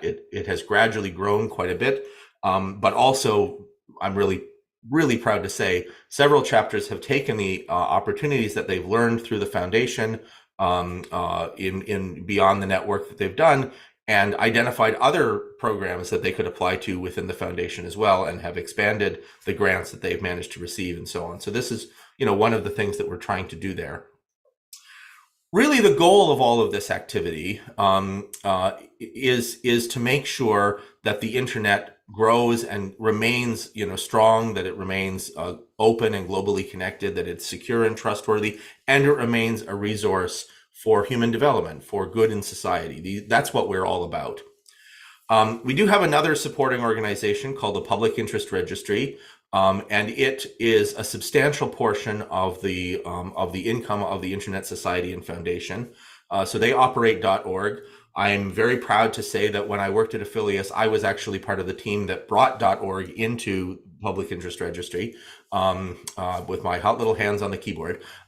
So I made those, I got to do that technical work in the past, and now I get to interact with it at this level. Public interest registry is not our only source of income. Because we are a charity in the United States, we are required to demonstrate public support. And so if we got all of our money from PIR, that would be a problem. So we also, for instance, the org members contribute to our funding. You can donate to the Internet Society if you have the means. Please do, because it's an important feature of the way the IRS evaluates charities to make sure that we really do have a charitable mission that is widely supported by the public. I think that's everything. I didn't mention that there are 12 trustees. So I have 12 bosses, and there's a chair and a few officers, a few corporate officers of the board. And the board right now, the board members of the two organizations, the Internet Society and the Foundation, are the same people, although they're separate boards legally. And then Public Interest Registry has an independently appointed board. The final thing I guess I will mention is that the Internet Engineering Task Force is also a part of the Internet Society, a legal part of the Internet Society, but it isn't a supporting organization. It's what's called a disregarded entity. If you really want a seminar on nonprofit tax law in the United States, I'm prepared to give that at this point in my career, but I think probably we have more interesting things to talk about, so I won't bore you with the details there.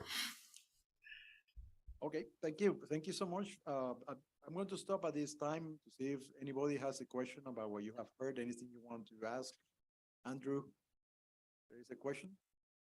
Oh, we need a microphone here, please. Right there. I think if you recognize this voice, you will know who it is. Hi, Andrew. It's Glenn McKnight, a former board member with ISOC. Can you elaborate a little bit on manners? It started off a bit slow, but it seems to have really got some legs, and it is an essential part of what ISOC is doing. Thank you. But Andrew, Yep. Most of the people here do not know what manners is. That's what I assumed. So I was about to talk about that. So manners stands for mutually acceptable norms for routing security. So one of the things that the Internet Society does, in fact, in the introduction that I just gave, I left this part out. Including in the foundation, we have almost 150 people working for the Internet Society in, I believe, 30-ish countries now. So we have, despite the fact that we're actually really quite a small organization, we try to cover the world as much as we possibly can because the internet is global.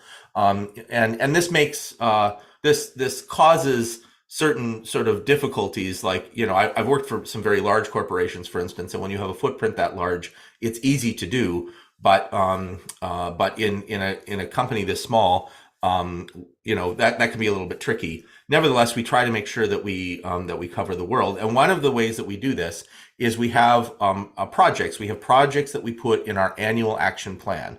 And the one of those over the last several years has been this Manners project. It's MANRS, so it stands for Mutually Acceptable Norms for Routing Security. And the reason this project, it was a little slow, as Glenn said, to take off, and then it gradually did. And I'll tell you why. Remember, I mentioned a little bit ago that the internet is really a collection of networks. It's almost a shared delusion that like all of these networks work together and they implement various protocols, and then they make their connections to one another, and now you've got an internet. And what we say the internet, we're talking about the whole collection of all of those in the world. Oh, right, it's agreed. It was acceptable for a while, and now it's mutually agreed. Whatever. So one of the tricky things about the way this works is that independent networks can make decisions that are bad for other network operators. And sometimes they make those because they're, uncertain of what they're doing or they're making mistakes. Sometimes they make those decisions because it's advantageous for them. So it's a sort of hostile move. Sometimes, you have an attacker who's managed to get hold of a network. And remember that the internet started out as a lab experiment and then escaped. So the internet's history was that it was really an experimental network, and then it gradually grew, and then it became commercialized in the 1990s. But it wasn't really ready for that because there wasn't really a plan for how to turn this into a commercial thing.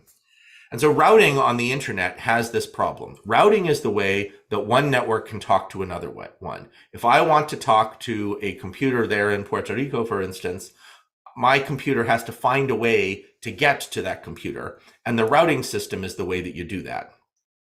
Routing works by announcements. So different networks say, if you want to get to this, such and thus network, I can get you there. And historically, the problem was sometimes people would make announcements like that. They would say, oh, you want to get to such and this network, I can get you there. But they actually couldn't get you there. They were sending out what's called a bogus announcement, or it's always a bogon, but sometimes it's like on purpose. It's an attacker who's trying to intercept the traffic on the internet. And sometimes it's just a misconfiguration. In fact, most of the time it's just a misconfiguration. But these are costly and they cause big problems on the internet. And so what we have to have is a way for all of the different networks to respect one another. And that's what Manners is all about. It's a mechanism by which we establish these norms without putting a central authority, a boss, in charge of all of the routing on the internet. Instead, we have mechanisms by which all of the different networks can announce these things to one another and can share those things. Those kinds of efforts are hard to get started. And so this is the final part of Glenn's question, is to answer why did it take off slowly and now it seems to be going well? Well, it's hard to get people on board early because it's a first mover problem, right? You have like each network that is going to do some work here, they have to do some work themselves. And they don't get the benefit from it right away. They've done work that is good for the rest of the internet, but they don't actually get a benefit right away. And so what we have to do is convince some people to do that work in order that everybody can start to get the benefit. And then you get into a virtuous cycle, and that's where we are now. So that's the reason that this gradually took off. Thank you. Are there any other questions? If not, we can continue. Thank you, Andrew, for that answer. Matters. From this point on, let's start to talk about the role of ISOC in the internet governance. I will ask questions such as explain ISOC positions regarding the importance of internet governance. What is the role of ISOC in this? Opportunities for ISOC members to participate in the internet governance fora, and anything you want to add around that type of that theme. So this is a great segue from the question that Glenn asked about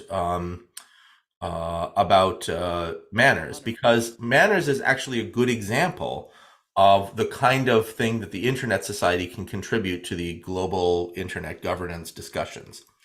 So there's some things on the internet that are pretty straightforward, resource management kinds of problems. So ICANN's role in internet governance really has to do with the name identifiers on the internet. How are the names produced, and what are the top level domains? Who gets to decide what stuff goes into the root zone of the DNS and so forth? That's a fairly narrow remit. It's a relatively small thing, or well contained is maybe a better way to put it. Similarly, the regional internet registries, the people who are in charge of the numbering systems, so the IP addresses and making sure that they're unique, and making sure the autonomous system numbers that are the basis of routing, making sure that they're unique. They all have a role, which again has to do with this registration function. It's a coordination function that is relatively lightweight function. But a lot of what is important on the internet isn't really susceptible to that kind of central management. So the sort of central coordination that we do for the root zone of the DNS and so on we can do those things because there's a hierarchical system there that makes it not very difficult to say, okay, we're going to hive off this portion to those people over there, this other portion we hive off to those people, and you can distribute the management in that way, and it's really just this little bit of coordination that is needed. But in cases of much bigger questions, you know, how can the routing system be secured is an example of this. Or how can we tell whether different public policies that you know, governments or other people might want to adopt, how can we tell whether those are good or bad for the internet?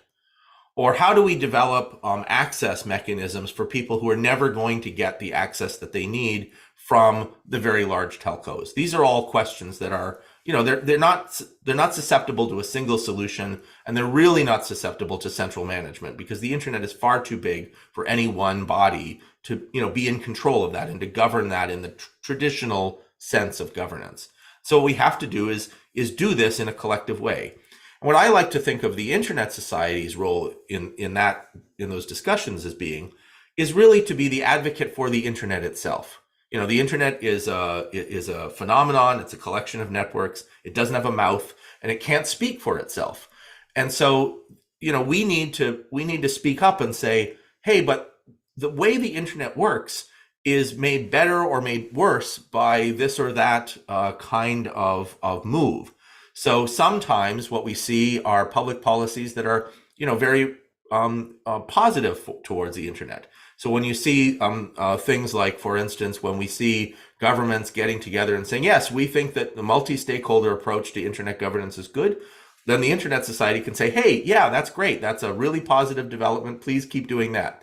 And when we see somebody coming along and saying, well, we think that the internet should be controlled by, you know, this guy, Bob, and he's sitting in an office over there, you know, we have to say, well, that's actually going to be harmful, and here are the ways that it's going to be. And we can do that through things like our Internet Impact Assessment Toolkit, where we can examine how these things affect the internet. So you can think of us as sort of advocates for the internet the way, say, environmentalists can be advocates for the you know, natural environment.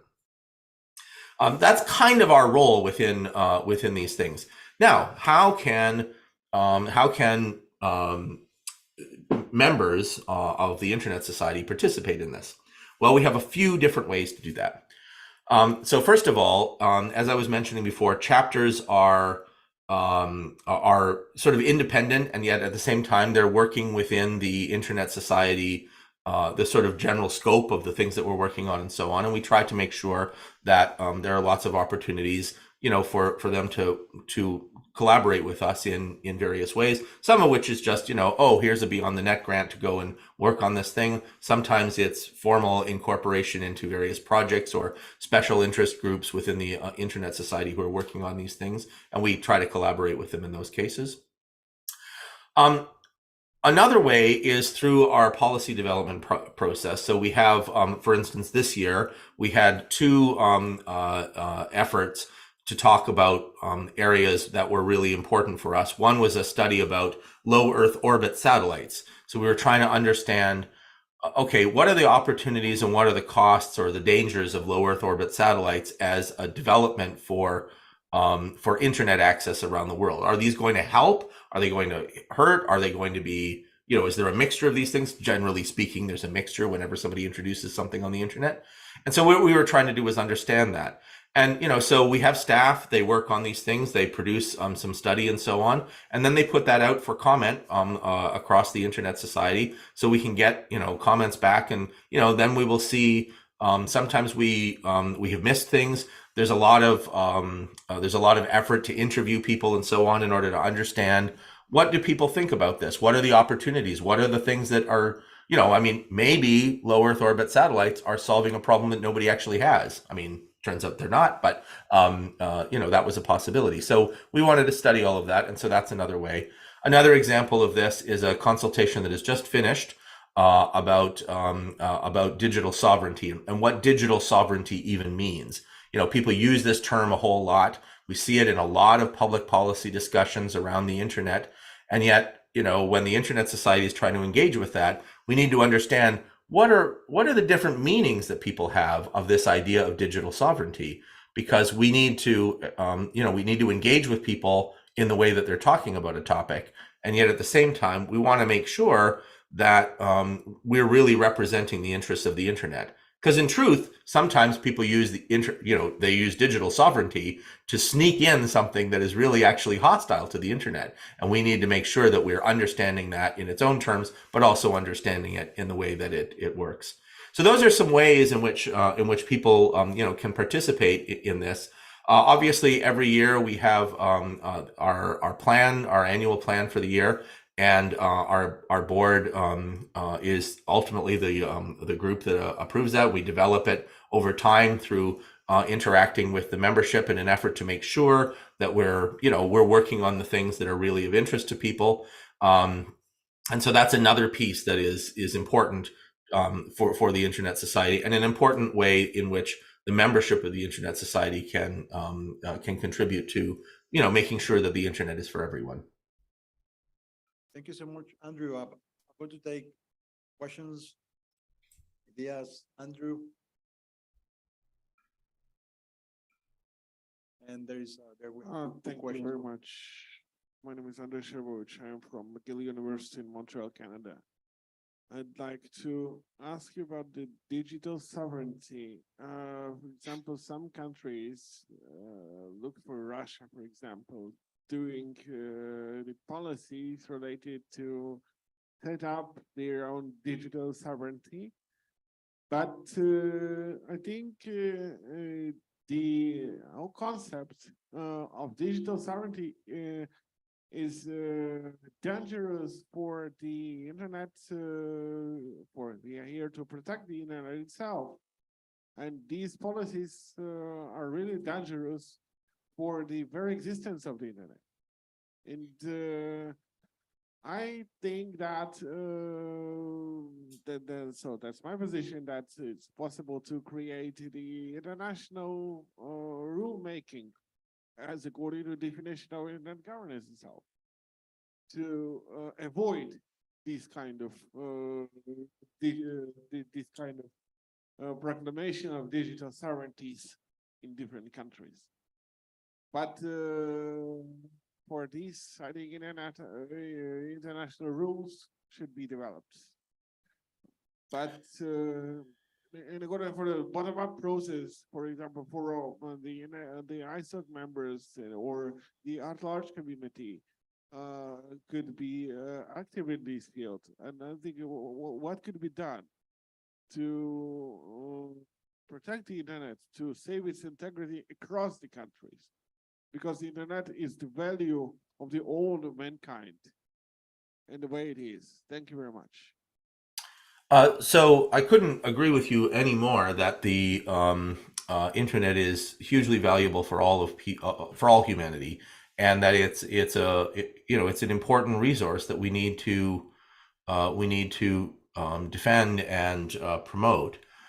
The thing that's interesting about the internet is that it is technically quite robust in its design, but politically it's actually pretty fragile.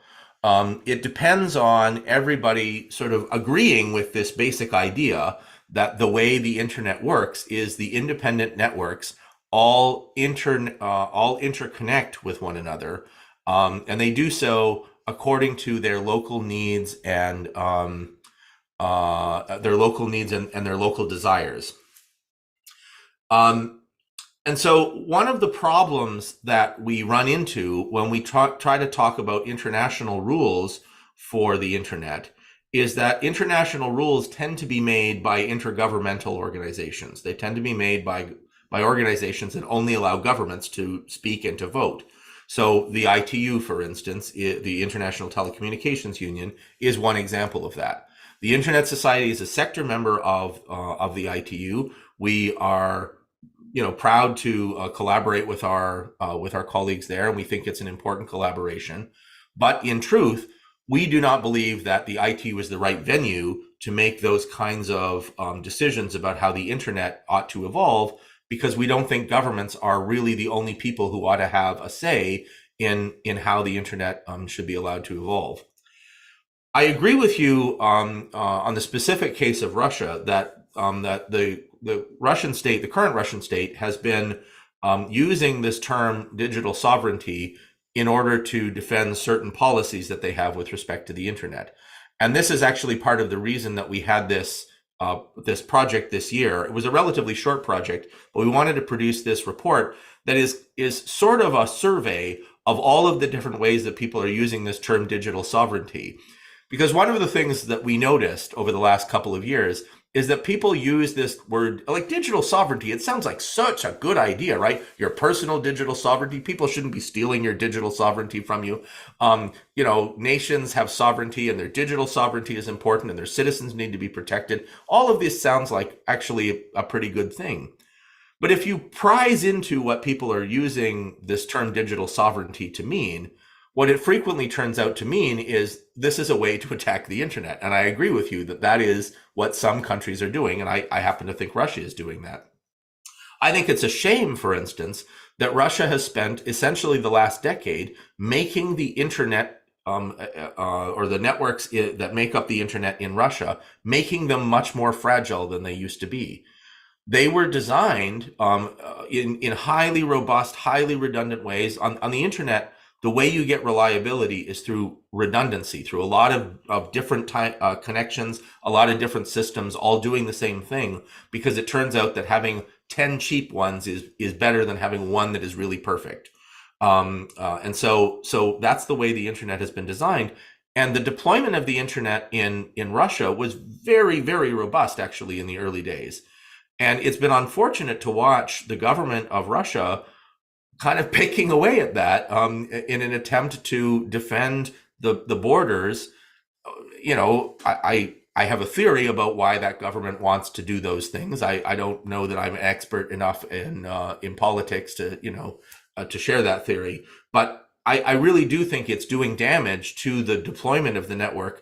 And not just in Russia. We see this in a lot of different countries. I was on a panel very early this morning with the European Commission about internet shutdowns. And we see that in internet shutdown discussion too, where people say, well, it's our digital sovereignty and we need to turn this off because, I don't know, there are exams going on or something. And when we see that, it's actually a terrible thing because it undermines the value of the network in that jurisdiction. Gradually, it makes the network much more fragile than it would be. It's not like a light where you just turn it on and turn it off and turn it right back on again and everything comes back the way it did before. So this is an area where we are working very, very actively, and it's a very hot topic for the Internet Society over the next couple of years because this splintering of the internet is certainly happening right now.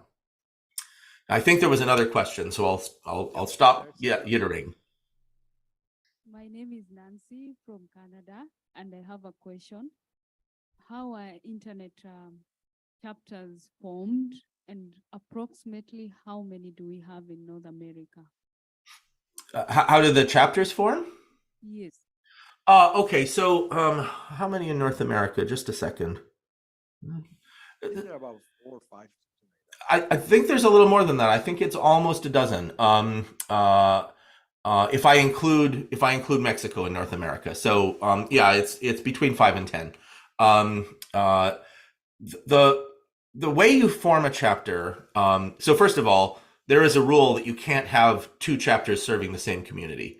So you can have a chapter serving a sub-community of a chapter. So in Canada, for instance, there is a Manitoba chapter and there is an Internet Society Quebec chapter, and then there's an Internet Society Canada chapter. And you could even have city level chapters. So there is, for instance, in the US, there is the New York chapter and the Washington chapter and the Bay Area chapter. So they tend to be geographically linked. I mean, they're always geographically linked, but it doesn't have to be like only a country level thing. If you've got people who are interested in a chapter in your area, there's a minimum number of people we sign up. I believe it's 25, but don't quote me on that. I always have to look up the processes when I do it. And you get together the people that you want to collaborate with on this chapter. You set yourself some bylaws and set a work plan. And there's a whole formation process that is actually on the chapter's website of the Internet Society. And I can pull it up and drop it into the chat so that people can get there directly. But this chapter forming process, it takes some months. It's not hugely burdensome. We do try to encourage people to incorporate and if they can, to become a registered nonprofit in their jurisdiction. And both of those things are not actually required. And the reason they're not is because in some jurisdictions, you're not allowed to incorporate, or not-for-profit organizations are not permitted. So we don't require it, but we encourage it. The reason we encourage it is because it makes it much, much easier and more likely that the chapter can receive funding from the Internet Society. I mentioned before that the Internet Society is a charity in the United States. Because we're incorporated in the United States, we're subject to U.S. tax law, and we're subject to U.S. export controls, the Office of Foreign Asset Control. And this means that we have restrictions on the funding that we can give to various outside organizations. And if those organizations are recognized as not-for-profits and they're incorporated entities, it is much, much easier for us to do it. But the only actual requirement is that the chapter has a bank account in its name. So I'll dig up the chapter formation process and drop it in the chat so you can find it easily. Thank you, Andrew. I think we don't have more questions. We have one more. So good afternoon, Gustavo Ortega, Georgia Institute of Technology. So I think the question I'm going to ask, you probably already answered that because it's related to the first question. So if we look at the geopolitics of cybersecurity, and we recognize that, well, Internet society, it's neutral, at least politically speaking, but there are some red lines, and we know with everything that is happening, like incidents, cyber attacks, especially in Europe and Ukraine, is there, from your perspective, a particular red line that needs to be broken somewhere, like to have like a affirmative decision from Internet society to say, let's disconnect this country? No, I'm not necessarily talking about Russia or Ukraine, but it's like a major event that needs to happen to take that decision. So my view, and I think the view of the Internet Society, is that you should never try to disconnect like a country or a jurisdiction in the normal sense. That isn't to say that some networks should not be disconnected from the internet. But networks, the way that internet networks are designed, they don't actually correspond to countries at all. And so when you see like geolocation that tells you, oh, you're in Puerto Rico, or oh, you're in Toronto, or whatever, this is actually an elaborate scam. Well, I shouldn't call it a scam, but it's an elaborate calculation that's been done, where the geolocation provider has made a pretty good guess. Normally, they're very, very accurate, but when they're inaccurate in tragic ways. They've made a pretty good guess about where you are physically located, given your connection to the internet. That is not the same thing as saying, oh, we should disconnect, country X, Y, or Z. And the reason we think you shouldn't do that is because most of the time, the people who are going to suffer the most under those kinds of disconnection regimes are the ones who are really the opponents of the thing that you think is the problematic behavior that you might want to disconnect a country for. So the idea behind efforts like the Manners effort, just to pick an example, is to give independent networks the kind of information that they need in order to make evaluations about whether they want to connect to this other network. Remember that despite our experience of the internet as being this big smooth thing that is the single thing and it's unified in some sense, the actual experience of the constituent networks is all about connection to other individual networks. And so they might decide, hey, actually, this other network over there has been taken over and it's producing only attack traffic towards me, or it's got so much attack traffic that I don't want to connect to them, or something like that. And that's a decision that individual networks might make. This is actually a very tricky problem, and this interacts with, for instance, the international sanctions regime in a really interesting way. I mentioned OFAC just a minute ago, because when you disconnect a network based on its sort of geopolitical control, you're actually attacking the way the internet works on the basis of a thing that isn't really the technology, but really has to do with a sort of political layer that is sitting above that. And that's actually a very tricky place to make those kinds of decisions. And the further down the stack you get, the stack of like all of the different layers that make up the internet, the closer you get to like just internet connectivity in the rawest sense of it, TCP/IP connecting bits around the world, the harder it is to make the link between this little bit of traffic and that level of political control. The final thing I'll say about this is that to pick on any country you can imagine, the sort of very high political powers within those countries, they all have means, because of the way the internet works, they all have means to appear like they're connecting from places that they're not. They have means to appear like they're connecting from countries that are not sanctioned. So if you sanction a given country, a given country's networks, what happens is the people who are residents of that country don't have internet access, but the overlords of the country who are maybe making the decisions that you don't approve of, they all have access anyway, right? An attacker network who is going to be sending disinformation is not going to tell you where it's really coming from. It's going to pretend that it's coming from somewhere else, because that's what attacks do.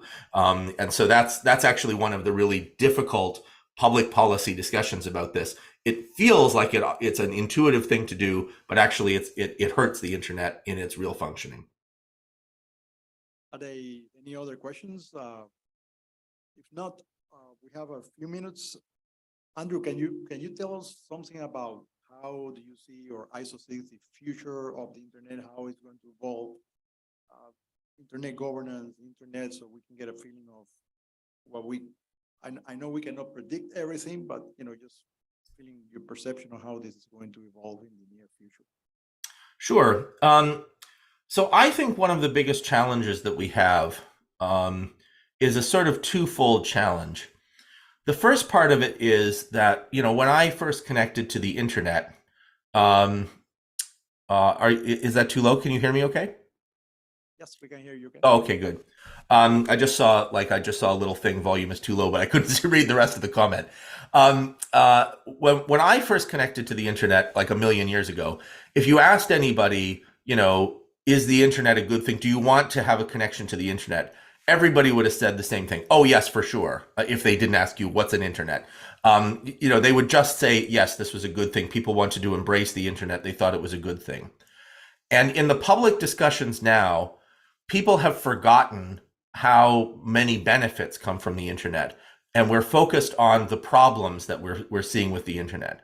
So the conversation has changed from the internet is an unambiguously good thing to a conversation about like the internet is a threat and how are we going to preserve our society against this threat. And so that's one part of it. And then there's a second part of it, a second challenge that is related to this. And that is that in the public policy discussion, many of the people who are working on public policies, who are working on regulations, who are working on legislation related to the internet are quite young. They have never actually lived in a world without the internet. And that fact means that, they sort of make assumptions about how it works because there's a sort of intuitive feeling about what the internet is like. But actually, as I was saying before, the internet is technically robust, but it is politically somewhat fragile. And some of that political fragility comes from decisions you might make about how you're going to regulate this thing such that the technology is undermined. So the discussion we just had is a good example of that about, should we sanction individual countries? Well, the basic problem is that in the internet's architecture, the answer to that is that's not possible. And, if that's what you come as your answer to the political authorities, they just say, well, these people are idiots. And they talk to the next person who's going to tell them, oh, well, here is how you censor the internet in your target country. Or, we want to shut down the internet because we're afraid that students are cheating on exams. If you just say, well, that's a bad idea, the government's public policy goal is not met, and it feels like it ought to be easy to them. And so this is the challenge that I think we're facing. I think it's a very big challenge to the internet, because we also see political issues that are actually not part of the internet's problem, but have to do with other things outside of it, alongside the internet, that are causing these doubts about the internet. For instance, there's a lot of concern about corporate consolidation on the internet. But actually, if you look at the truth about corporate consolidation, much of that is not an internet issue. That really has to do with industrial policy in a bunch of countries that, you know, adopted a neoliberal attitude towards corporate consolidation more generally over the past 25 or so years. And unsurprisingly, what you have are these like truly enormous corporations now who have outsized influence. And that is true on the internet. It's true of internet companies, but it's also true of companies that have little to do with the internet, right? I mean, Mobil Exxon is a giant corporation and it has nothing to do with the internet. And that history has nothing to do with the internet. It's not the internet's fault that we have giant oil corporations, and you can't fix that through tweaking the internet. And I would suggest that the mergers and acquisitions activity that's gone on in the internet business over the last several years is not actually a problem with the internet at all. It has to do with industrial policy, primarily in the United States, having to do with the ability of very, very large corporations to buy other corporations and thereby prevent any competition in their area. If that's the case, then fixing this by tweaking the internet is not only is it not going to do any good, it's actually going to do harm by breaking the internet while you do this, and you still will have these giant corporations who will be permanently ensconced as the regulated monopolies of the internet. So that's, from my point of view, one of the really big threats that we have. The technology is not the big concern right now. We've got pretty mature technology. It's really the public policy environment that we're in right now that is, I think, the biggest challenge facing us. Questions? We have about 7 minutes before the top of the hour. If not, Andrew, if you want to tell us anything that you want to add before we conclude this session. Please. Sure. So we have coming up in just a couple of weeks, not this weekend, but the following weekend, our board of trustees will be meeting in London, in London, England, at the end of the IETF meeting, and they will be evaluating our budget and the annual plans for the Internet Society and the Internet Society Foundation, among other topics that are coming. We hold those meetings in the open. So unlike many organizations, most of our board is available to people. You can, if you're really can't sleep, you can watch online. We also record them. We make the videos available. So those things are available. You're welcome to join in person if you happen to be in London, or you can also see it, simulcast online. There are a few things to watch for. Some things that are continuing, so efforts that we've made over the last several years, for instance, to ensure that various kinds of network access that are not the typical sort of large network deployments that big ISPs do. We're continuing to work on that, so various community network efforts and so on. We're strengthening the granting process for that, which will make it maybe more accessible to more people. We have, continued efforts around internet exchanges and so forth. So these are familiar projects that people will recognize. We continue to work on the issue of encryption. I'm a little surprised that encryption didn't come up today as one of the topics. That's a big one. We're very, very passionate about strong encryption, end-to-end encryption. We recognize the public policy considerations that people have when they say there is danger there. But there is much more danger in trying to eliminate that. And so we will continue to work on that.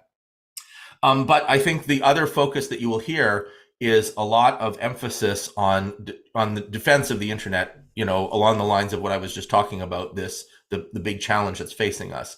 Because I am really, really concerned. The internet, because it's so ubiquitous, it's easy for us to take advantage of it. just as it's easy for us to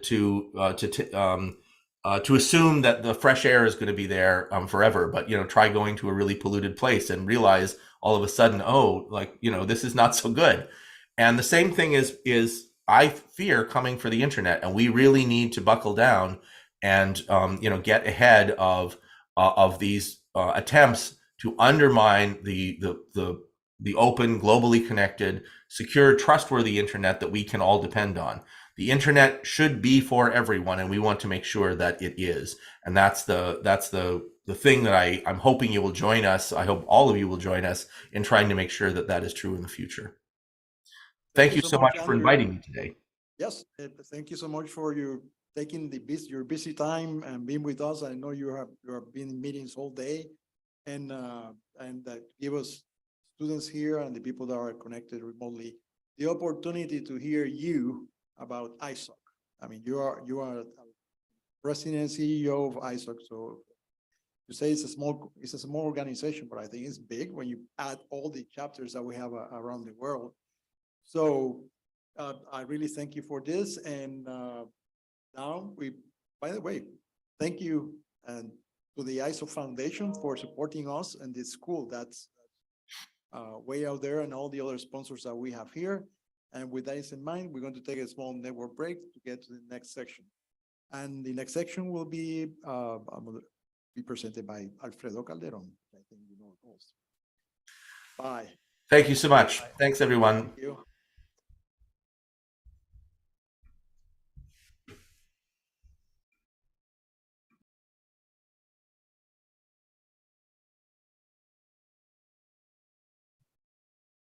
Well,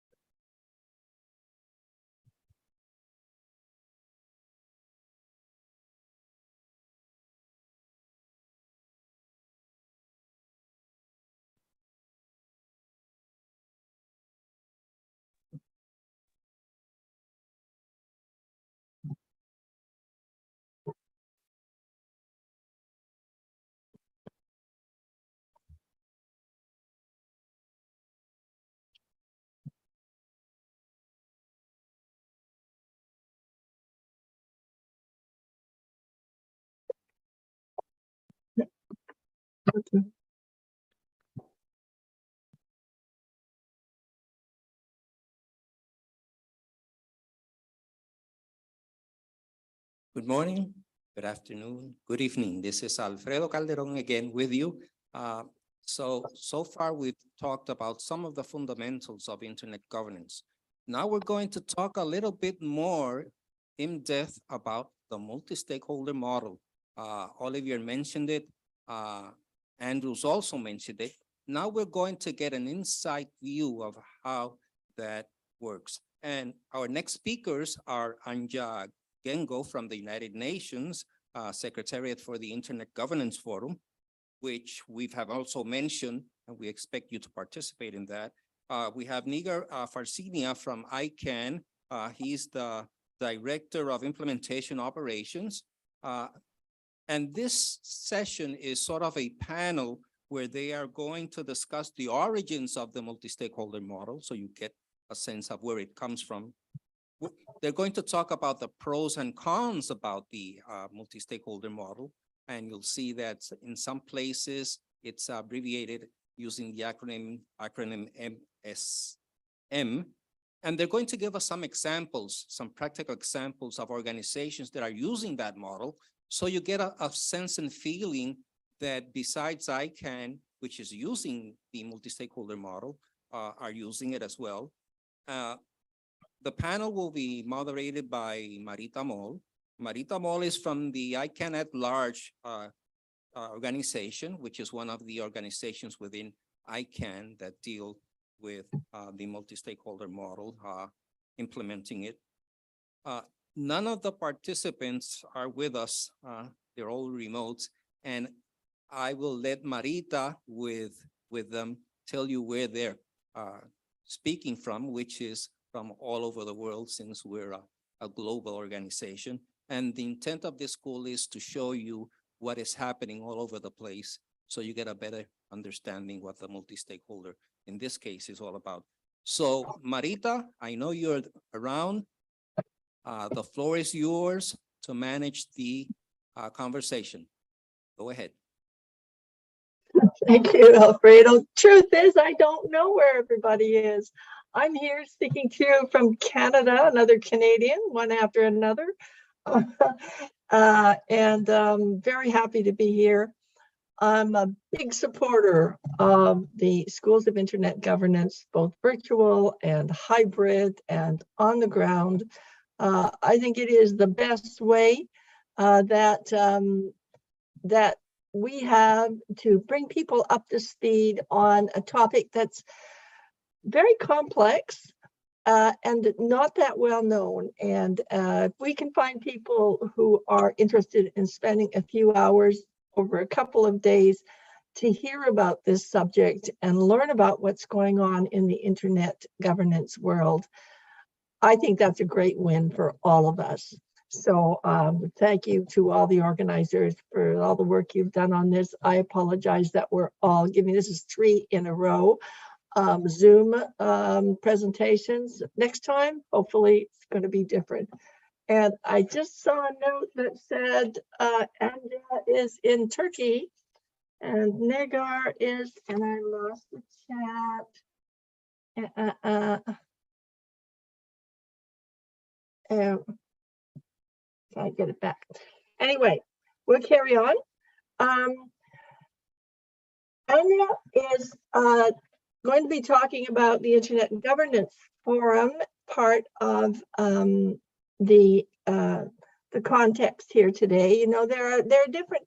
The multi-stakeholder system is a really unique type of project that's really quite new on the scene. And when you think about it, the internet is, you know, a global cross-border essential service that's been developed, that's evolved very quickly, and it requires a whole new governance system.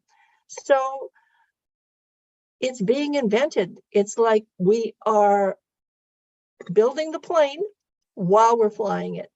And that means, you know, there are tensions. There are different, you know, there are different things that need to be fixed, but it is actually happening and it's working. Well, it's working as well as it can in that it still needs to evolve. And people need to know more about it. As you've heard a few times in the last couple of sessions, a lot of people think it's just magic, that there's no organization or there's no governance that goes on around the internet. But in fact, there is. There's a lot of governance. There's a lot of thinking. There's a lot of work that goes into it. And the work that goes into the multi-stakeholder system, in my estimation, is a really critical part of that. And it's something that we absolutely need to preserve and evolve and study it and work with it so that it continues to happen that way, so it doesn't get eroded and eventually drift away into some other kind of system that doesn't involve a whole lot of stakeholders in making the decisions. The UNESCO did a couple of studies a few years ago called what if we all govern the internet, something like that. And one of the first recommendations in that study was that we need to raise awareness that this is actually happening. This is a really important innovation that's happening around the internet, and it could have repercussions for other forms of governance if one can prove that it works. So I'm going to ask our two panelists to talk about their different kinds of models that they're working in the internet governance system. Anya is with UNESCO, with the UN, and I'm going to do what Eduardo did, which I thought was the best way to do it. Let the panelists introduce herself, because I always learn new things that way. Anya, would you like to talk a little bit about what you're doing there in the United Nations Secretariat and the Internet Governance Forum? Thank you very much, Marita, and allow me please at the beginning to thank you for a wonderful introduction. It's a pleasure to be on your panel, and it's a great pleasure to join again the North American School on Internet Governance. I've been, I think, during the first school, I think I participated in it, and it's just amazing to see the achievements that the school, as a very valuable capacity development initiative, has achieved in a very short time. So congratulations to Alfredo, Glenn, and all the team that stands behind this school. You are doing a very important job, and I think long-term creating a generation of experts that are definitely going to enrich our internet governance ecosystem and are a promise for the internet that we all want to see. So let me start with the introduction as Marita instructed me. So yes, my name is Anya, as Marita said, and I work at the Secretariat of the Internet Governance Forum. The Secretariat is based at the United Nations office in Geneva in Switzerland. Our office, in short, is how I like to call it, a guardian of the multi-stakeholder model, which is at the heart of the Internet Governance Forum as a project.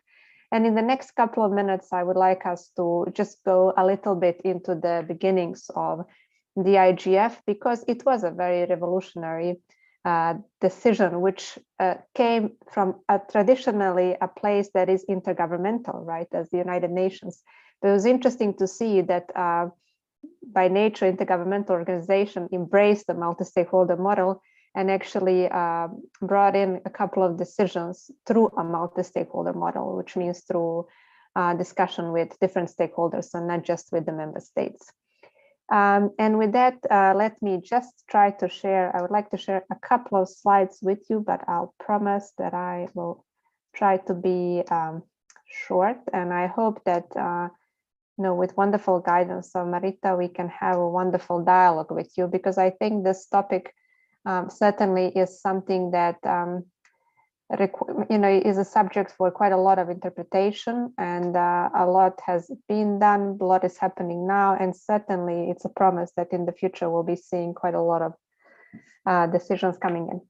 But as I said, I work for the Internet Governance Forum, and let me say a few words about what the IGF is and how it relates to the multi-stakeholder model. So the Internet Governance Forum stands as basically a process under the auspices of the United Nations. And this is its 17th year in implementation. But I want to bring us back to early 2000s, to the origins of the Internet Governance Forum. And I'll just connect that to the term multi-stakeholder, and hopefully then we can also hear from you. Early 2000s are related to a very vibrant, dynamic, intensive, complex discussions between the member states at the time, but also between different stakeholders within a process that was called the World Summit on the Information Society. Now, it's a complex process. It has a very interesting complex history. We call it WSIS in short. WSIS is still very much live, very important process within the United Nations still. But I think what for your information, given the time we have, there are two phases that we should focus on. The first one is 2003, the second one is 2005. These are the phases, basically the meetings, negotiations that were happening between the member states, but also with elements of discussion with other stakeholder groups in Tunisia and in Geneva and Switzerland. And all these negotiations basically resulted in the Internet Governance Forum as a forum for multi-stakeholder discussion of public digital policy issues. Before the IGF was convened by the United Nations Secretary General at the request of the member states and at the request of other stakeholder groups who were part of the WSIS processes, a very important process took place on a working level through a working group on internet governance, and WIGIG in short. WIGIG was of multi-stakeholder nature. That means that in its composition, you had representatives of governments, but you also had representatives of different stakeholder groups. The group was tasked with definitely not an easy task, and that was to define what the term internet governance is. And you can see probably on the screen how the term is defined. This is very important because it represents the heart of the multi-stakeholder model, even today, almost 2 decades after. It says that internet governance is a development and application by governments, the private sector, and civil society in their respective roles of shared principles, norms, rules, decision-making procedures, and programs that shape the evolution and use of the internet. And do pay attention on these terms because it's very important. You will notice later when we will speak about what the IGF is in practice and how it exercises the multi-stakeholder model, that it's really all about values, all about principles, and very much all about connection to the norms, rules, decision-making procedures. And that's a very complex part. In any case, after these, as I said, very intensive phases, the final official convening of the IGF was announced in 2006, and then the first annual meeting of the Internet Governance Forum actually took place shortly after, in late October, beginning of November of 2006 in Athens, Greece. The VISIS processes resulted in a document that is the heart, life basically, of the Internet Governance Forum, but also of the term multi-stakeholder model, multi-stakeholder process, and its embracement in so many processes that exist today around us. The Tunis Agenda for the Information Society, or in short, the Tunis Agenda. And the paragraph 72 was the particular paragraph which gave life to the IGF. But it's a very long document, and certainly I'm sure that you have access to the link because I know that the school has quite a rich reference document list. But in any case, when you look at the Tunis Agenda, when you just basically browse through it and look for the term multi-stakeholder model, you can basically find it almost in every, if not every paragraph, then in every second paragraph. And I did outline a couple of for you just to illustrate the value and the importance of the term, which for the very first time was really subject of a document of this nature, which came out of the United Nations process. And so you will see, for example, that the document calls for adoption of the multi-stakeholder model as far as possible at all levels. The term levels is very important, and do remind me if I don't mention it, but I'm sure I'll mention it. It's critical for comprehensively understanding the internet governance, given the complexity of public digital policy and just the internet itself as a network. Then, of course, that as I said at the beginning, the document also speaks about the call to the UN Secretary General for convening a new forum for multi-stakeholder policy dialogue. It also calls and encourages the development of the model, multi-stakeholder model, at local levels, specifying that it's national, regional, and international level, for the sake of discussing and collaborating on the internet-related issues. And at that time, it was calling for this model to be associated with the internet in order to allow achieving Millennium Development Goals. Now, maybe the Millennium Development Goals may not be a term that is close to you, but I'm sure when I mentioned to you the SDGs, or the Sustainable Development Goals, which were the goals and as part of the agenda, which kind of came after the Millennium Development Goals agenda, then I'm sure that's closer to you. So you can technically understand this as the SDGs. Yes, sorry, I don't know if was no, that go for... ahead, go ahead. Yes. And going further through the document, you will also see that, for example, the multi-stakeholder model and the participation, which is very important, was considered as essential for people-centered, inclusive development oriented information society. And indeed, it says that governments could play an important role in the process. So it doesn't say should, or it doesn't say exclusively governments.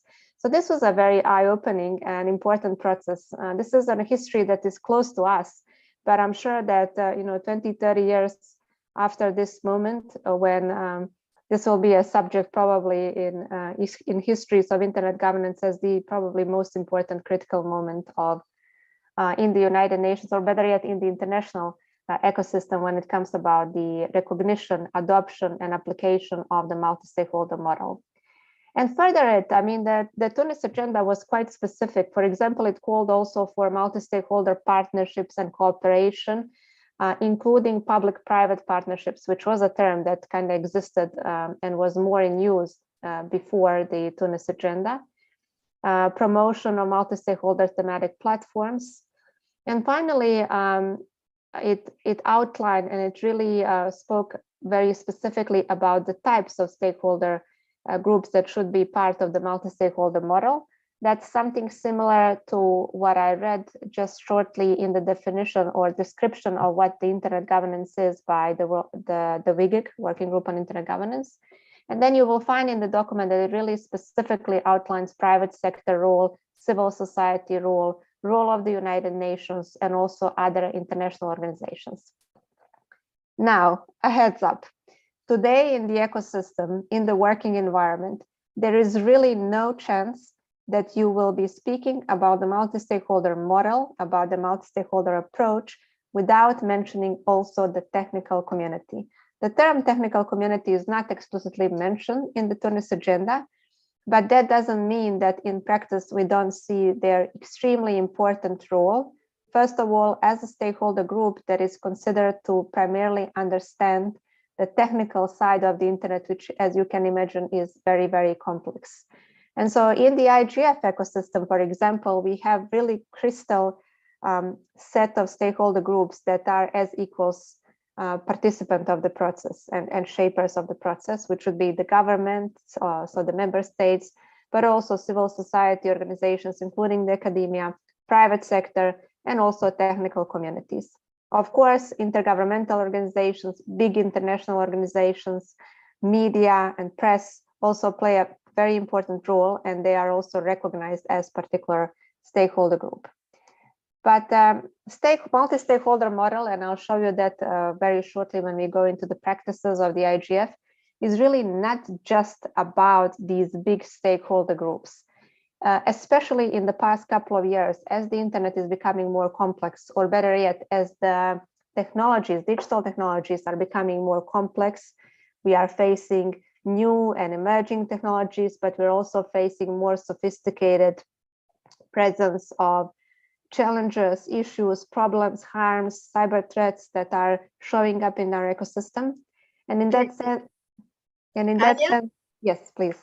I don't want to interrupt you, but maybe we'll leave this until the next part, as you're getting more into the details here.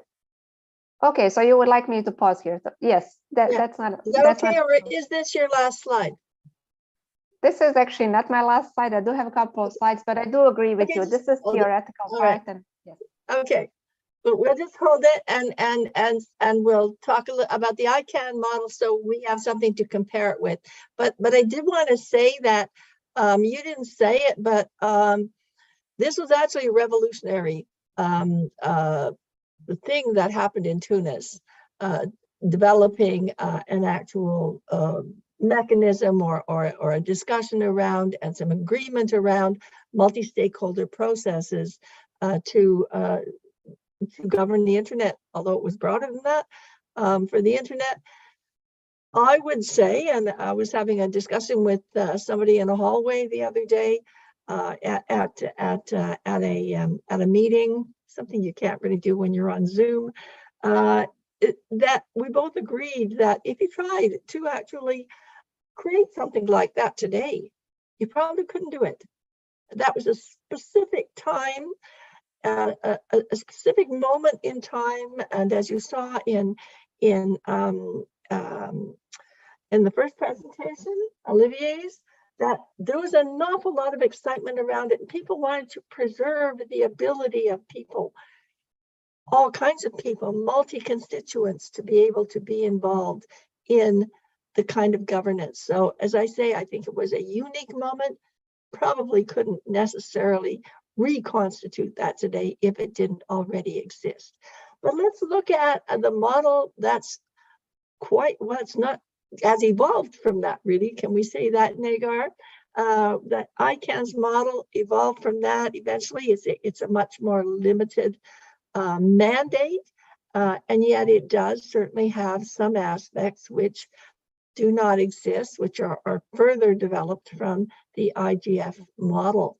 Nagar is in the US and is with ICANN. Do you want to give us a little more details about what you're doing there and tell us a little more about the ICANN model of multi-stakeholders? Sure, happy to. Thank you, Marita and Alfredo. Hello, everyone. My name is Negar Farzinia. As Marita noted, I work for Internet Corporation for Assigned Names and Numbers, ICANN for short. And I'm very happy to be here today to talk about the ICANN's multi-stakeholder model of governance. So think of this. Every time you go online, regardless of what device you're using, what type of network you're connected to, or where you are in the world, you touch something that originates from ICANN.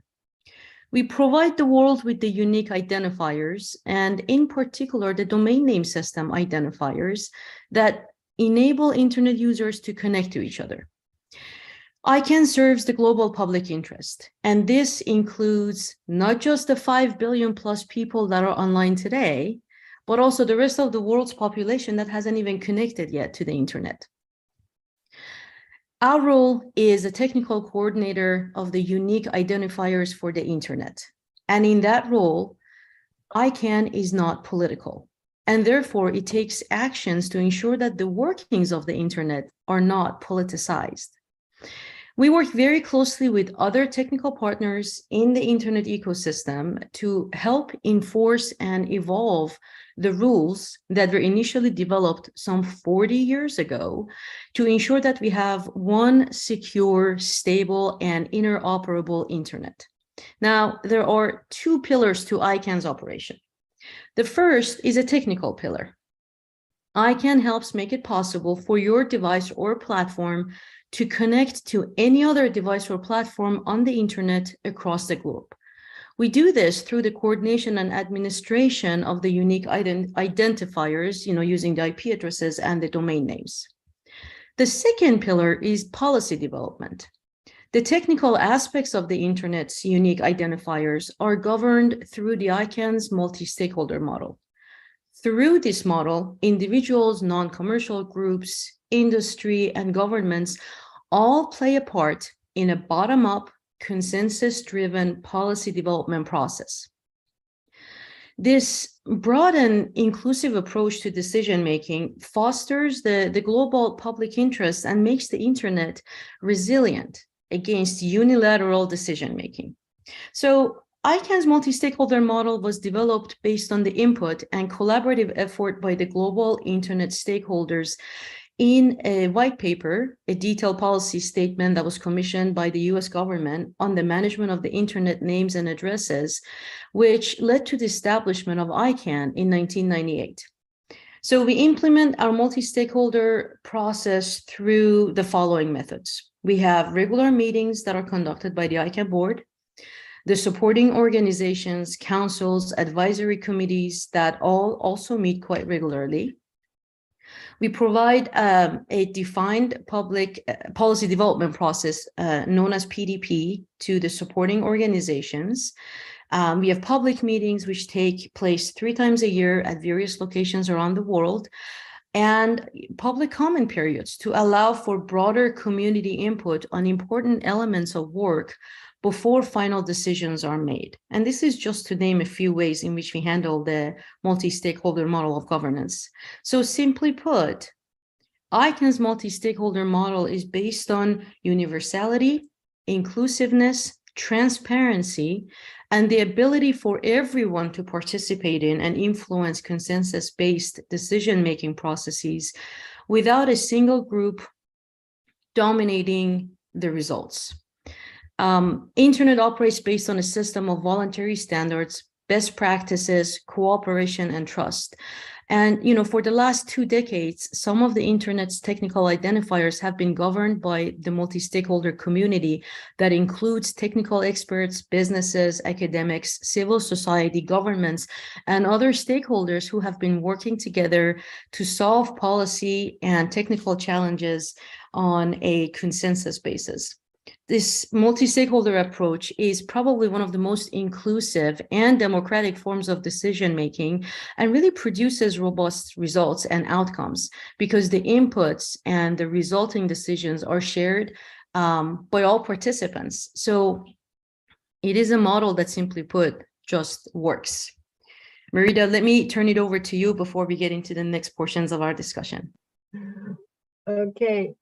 Thanks for that, Negar. I'm going to point out 2 big differences that I see between the 2 different models, and that is that the ICANN model, although it has a limited scope framework mandate, is actually one that makes decisions within the model, forcing the constituents who are there to learn how to work with each other and come to these decisions, which isn't easy, as we know. And the IGF has a different context and a different role, and making decisions isn't their role, but already Olivier alluded to it this morning in that it promotes the early discussions of some of these things. Now, Anya, I'm going to let you go further with what you were saying, and maybe also talk about that aspect of it if it's not in there. Thank you. Yes, thank you very much.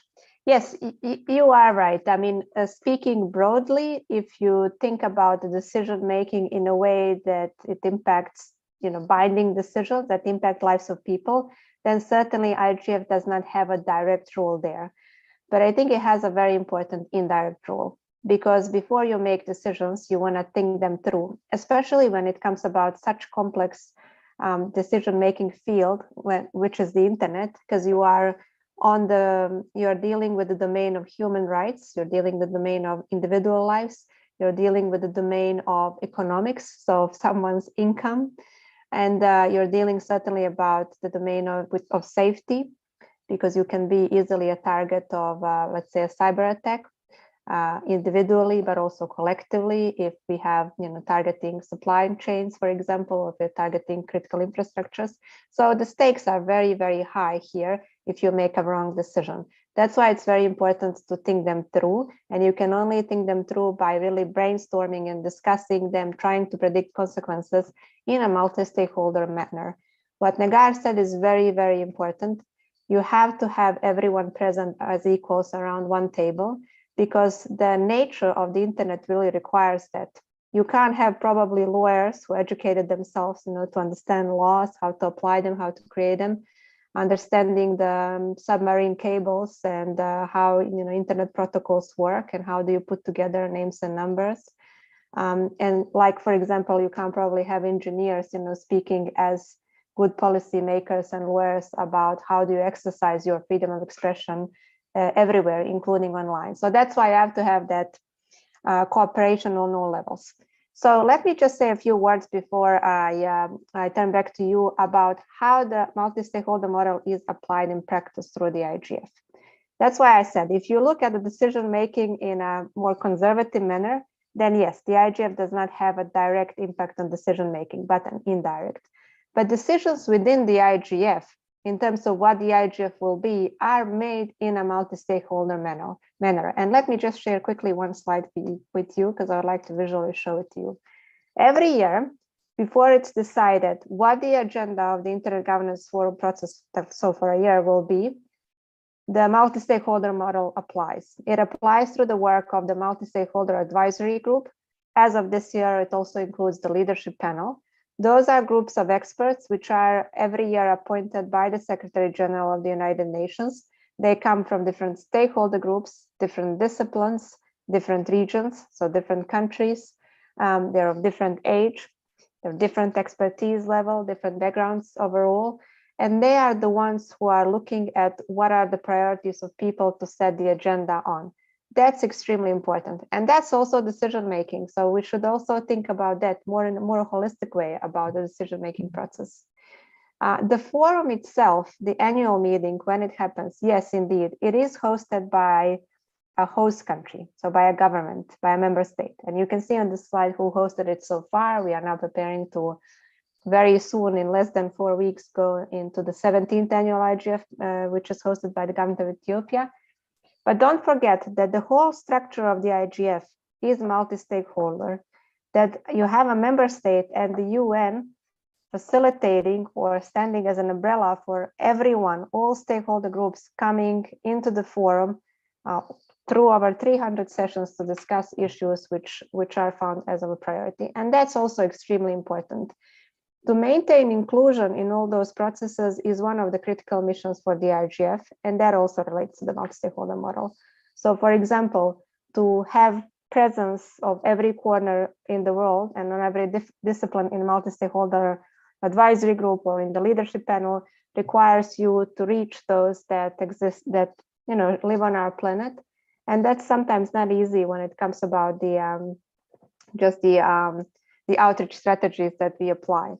What helps us a lot is something that I wanted to announce to you at the beginning, and you see this map. What helps us a lot is the local level that's been called on through the Tunis Agenda for the Information Society. And that's why I was underlining a couple of times when I was guiding you through the Tunis Agenda, that the emphasis on local level has been put there a couple of times. That's been recognized, luckily, by people, and completely organically. We now speak about 156 officially recognized national, sub-regional, regional, and youth IGF initiatives that exist in the world. They are also multi-stakeholder nature. Some of them are even predating the Tunis Agenda for the Information Society when it comes about what Marit was saying about this revolutionary way of recognizing the multi-stakeholder model. For example, if you look at the Brazilian IGF, the CGI and the origin of their Internet Steering Committee, then you go into mid-90s. And so that's also very important, that maybe globally the multi-stakeholder model wasn't that much recognized in a unified way until early 2000s when it was formalized, while the discussions, of course, were happening before. There were particular communities at the local level who were aware of the value of this model, and it's been there in place. So the rest is, of course, history, but I just wanted to point out that it's extremely important that we have this cooperation through the multi-stakeholder model developed also at local levels, and then, of course, connected regionally and internationally, which I think through the regional IGFs, for example, and the international, well, the UN IGF is done. I'll conclude with one very important question. We are speaking about the application of multi-stakeholder model in certain decision-making fora. You said it well, somewhere it's very limited, such as, for example, the ICANN's mission. It has a very concrete objective, which is very valuable. But think about, for example, the hard law, the mandatory legal regulation. That's always very interesting to take as an example and think whether those kinds of decisions are made through multi-stakeholder model. Then you will see, unfortunately, that we are not at that level still.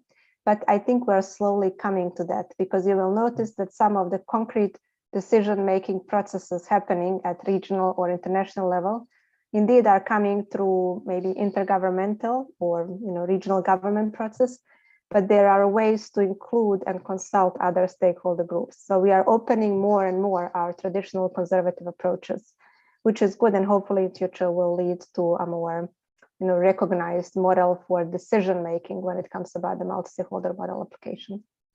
So maybe I'll pause here for now.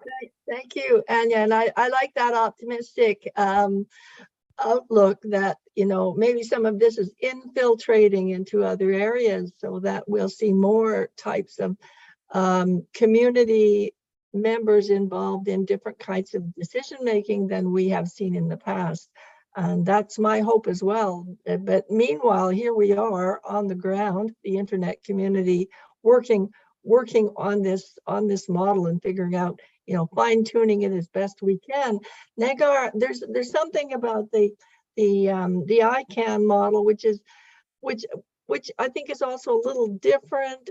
We have, because I'm involved in this, I'm pretty familiar with it, 2 different constituencies that are volunteer based on the ground.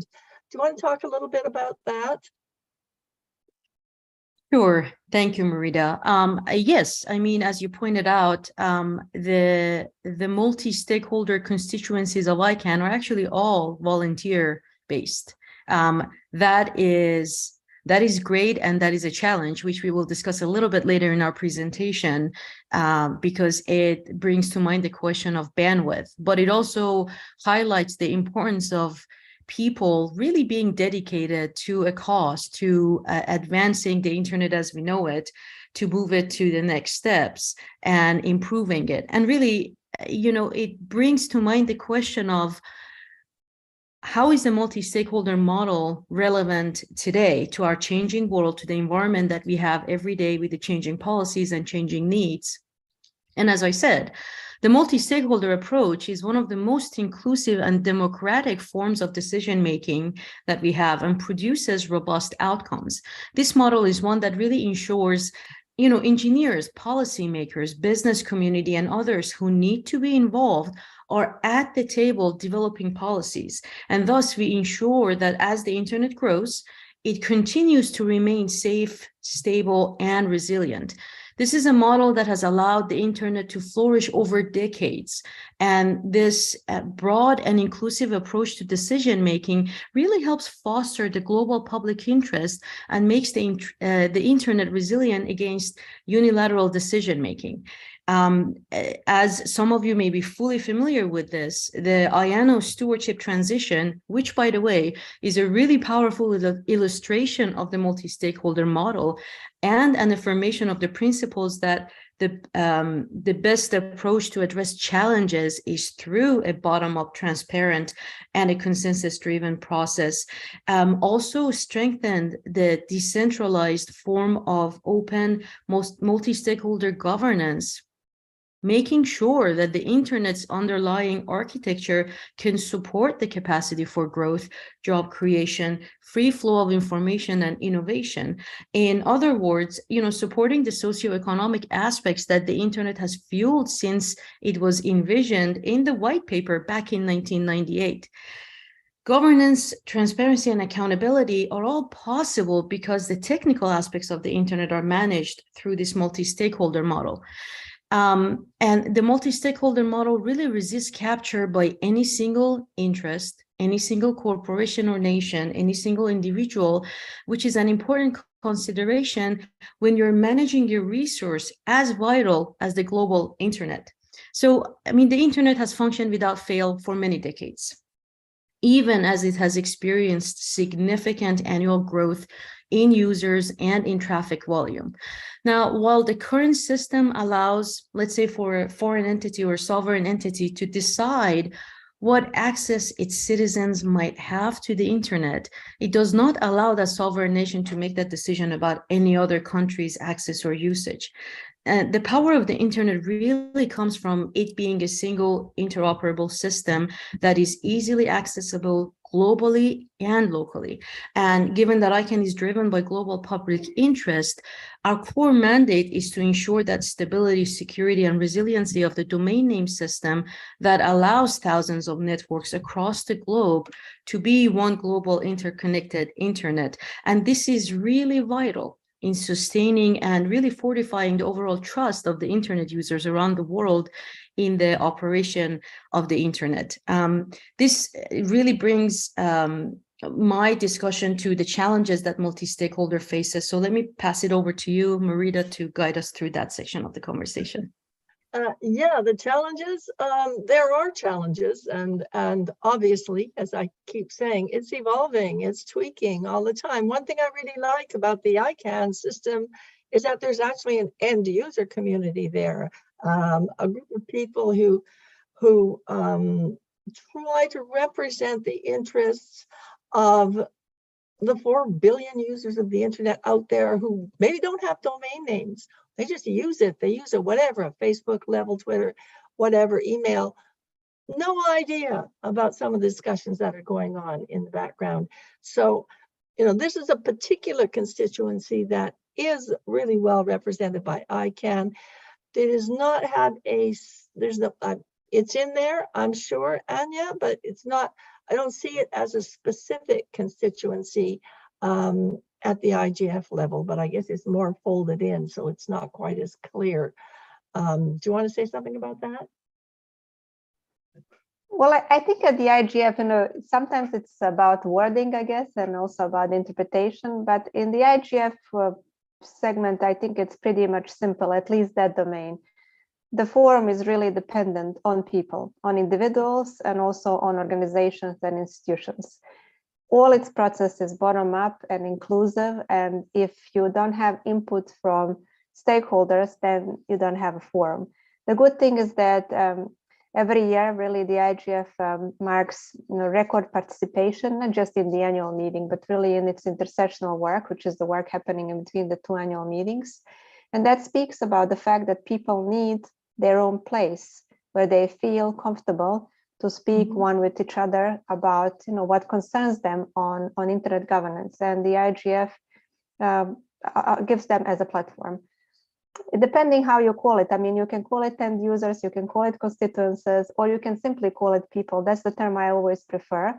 In the IGF context, as I said at the beginning, when we speak about formal processes, because you need to show who's active, who's not, who's participating and contributing, who's not, then you speak about the stakeholder groups. And so, yes, sorry, Marita. Quick question, accessibility. Olivier suggested something about, well, you need a bit of money to be involved in this, but I don't think that's really the case. Do you want to expand on that?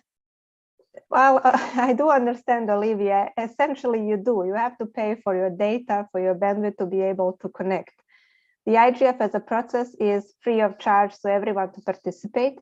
In terms of the accessibility, it really takes serious note and takes serious actions to make it accessible to everyone. That also means, for example, that it pays a lot of attention on people with disabilities and the way it needs to adjust its processes for everyone to be able to participate as equals. To be concrete, in practical cases, for example, in the past 2 years, we've been dealing very much with revamping the website, building completely a new one, thanks to the donation from the UK government. And one of the features and one of the reasons to do that is to make the website completely accessible to people who have, for example, visual impairment or even hearing impairment, to be able to access certain videos and so on. The venue itself, one of the criteria that we especially look when hosting the annual IGF meeting is that the venue is completely accessible. So that's something that, it has to be looked very, very holistically, and it comes with a cost. So I do understand, Olivia, it comes with a high cost if you want to adjust the conditions of the process to everyone to be able to participate as equals. The good thing in all these challenging, certainly environment and pricey, is that there are a lot of friends who are aware of this and who are recognizing that we are not all in the same just economic position to participate. So that the IGF is an extra budgetary project. That means that it exists within the UN process, but it depends on donations. So for example, one of the donors to the IGF is ICANN, and certainly a lot of other stakeholder groups. The pool of the donors is also multi-stakeholder, and so that's very important. There are also organizations which are of civil society, but also member states, technical communities, and of course private sector donating. And those donors as well particularly recognize the needs to make the forum, its process, accessible. And so we are, for example, funding participants to come, buying equipment, which often is more expensive to make it accessible to everyone, and so on. So that, to be more practical, that's probably the very good point that Olivia wanted to make. And I want to just, on this note, if you allow me, I just want to, because I see Judith on the school, I want to mention that our community, meaning the participant of the process throughout the year, are also very much aware of the fact that we need to make our processes fully accessible. We have a dynamic coalition on accessibility and disability. That's why I'm mentioning Judith, because she's one of the active members. And it's been a very important, first of all, awareness raising, multi-stakeholder network of people, of experts gathered around that DC to help us all to understand that we are not all in the same position, just physically, health-wise, to access the processes. And thanks to them, I think we really made huge improvements when it comes about the IGF and the accessibility. Great answer. Thank you, Anya. And Nagar, do you want to say something about ICANN accessibility? Is it hard for people to get involved? I would love to comment on that. See, the whole model of ICANN is based on active participation. We encourage, and in fact, we have a functional organization within functional team within the ICANN org focused on attracting new members into the ICANN environment, ICANN ecosystem. We have many different programs that are designed to help slowly roll people in, ICANN fellowship, various different programs that are actually very effectively helping bring fresh ideas, new blood, new membership into the ICANN world. ICANN, as is the case with IGF, as Anya pointed out, is a free membership, not even a membership, it's a free participation organization. And we are always not only looking for, but highly encourage everyone to participate within whatever capacity they can. As you noted, Marita, end users are one constituency. People don't necessarily have to have domain names, be a contracted party, be involved with government activities, be in academics to get involved with the ICANN work. So we highly encourage everyone to participate as much as they can, at the very least to get engaged with the meetings, listening on the dialogues and discussions. They're all very informative and always open up channels and avenues for people to participate more fully in ICANN, given their bandwidth, availability, and or interest. And I just wanted to highlight a point that Anya had made about the work ICANN does with IGF. To second that, ICANN has been a long-time participant and supporter of the global IGF, not only financially, but really as a reference organization for topics such as the multi-stakeholder model and management of the internet's critical resources. So historically, ICANN has had a seat on IGF's multi-stakeholder advisory committee, and the org has been deeply involved in high-level discussions about the IGF, including those around the direction and future of IGF itself. So ICANN is active on all levels of the IGF, globally, regionally, and nationally, and we actively support and participate in this dialogue and all of their initiatives that are presented through these forums. And I just want to highlight that ICANN applauds the effort made by the IGF to really help garner the interest and engagement from the various stakeholders across the world, both regionally and nationally. So just wanted to highlight that before we move on to the next topics. Thank you.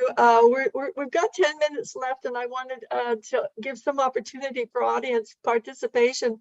There must be some questions. I just checked the chat. I didn't see any questions in there. Is there anyone who would like to ask some more questions about this multi-stakeholder models and how you can get involved or how they're working? Yes, we have a question here. Thank you. Glenn.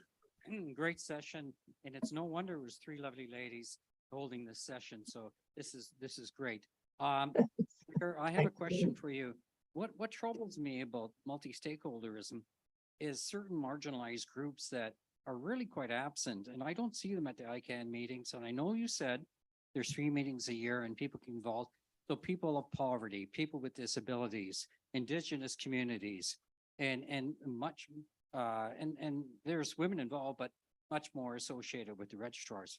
So my question to you is, how can you get these marginalized groups more involved, because basically they have a stake at the game, and how can we get them more actively involved? It's a real tough go. So what's your views on that? Thank you very much for your question. So as I briefly highlighted, we have dedicated functional teams within ICANN organizations whose objective is to engage with communities, groups, regional areas that are underdeveloped, underrepresented, and there are active projects in place to allow for more involvement of such communities. One of the major programs we have in this regard is ICANN Fellowship Program. The goal of this program is to allow for participants 21 plus years of age from underserved, underrepresented regions to participate in ICANN under the fellowship program. That's a guided program to provide them with information about ICANN, about various processes, get them involved and engaged in different areas. Our government stakeholder team, along with the public responsibility team, are highly active in this regard. And we have a number of publications, a lot of discussion points. And in fact, one of the projects that we haven't had a chance to talk about the challenges that the multi-stakeholder model faces, although you highlighted one now.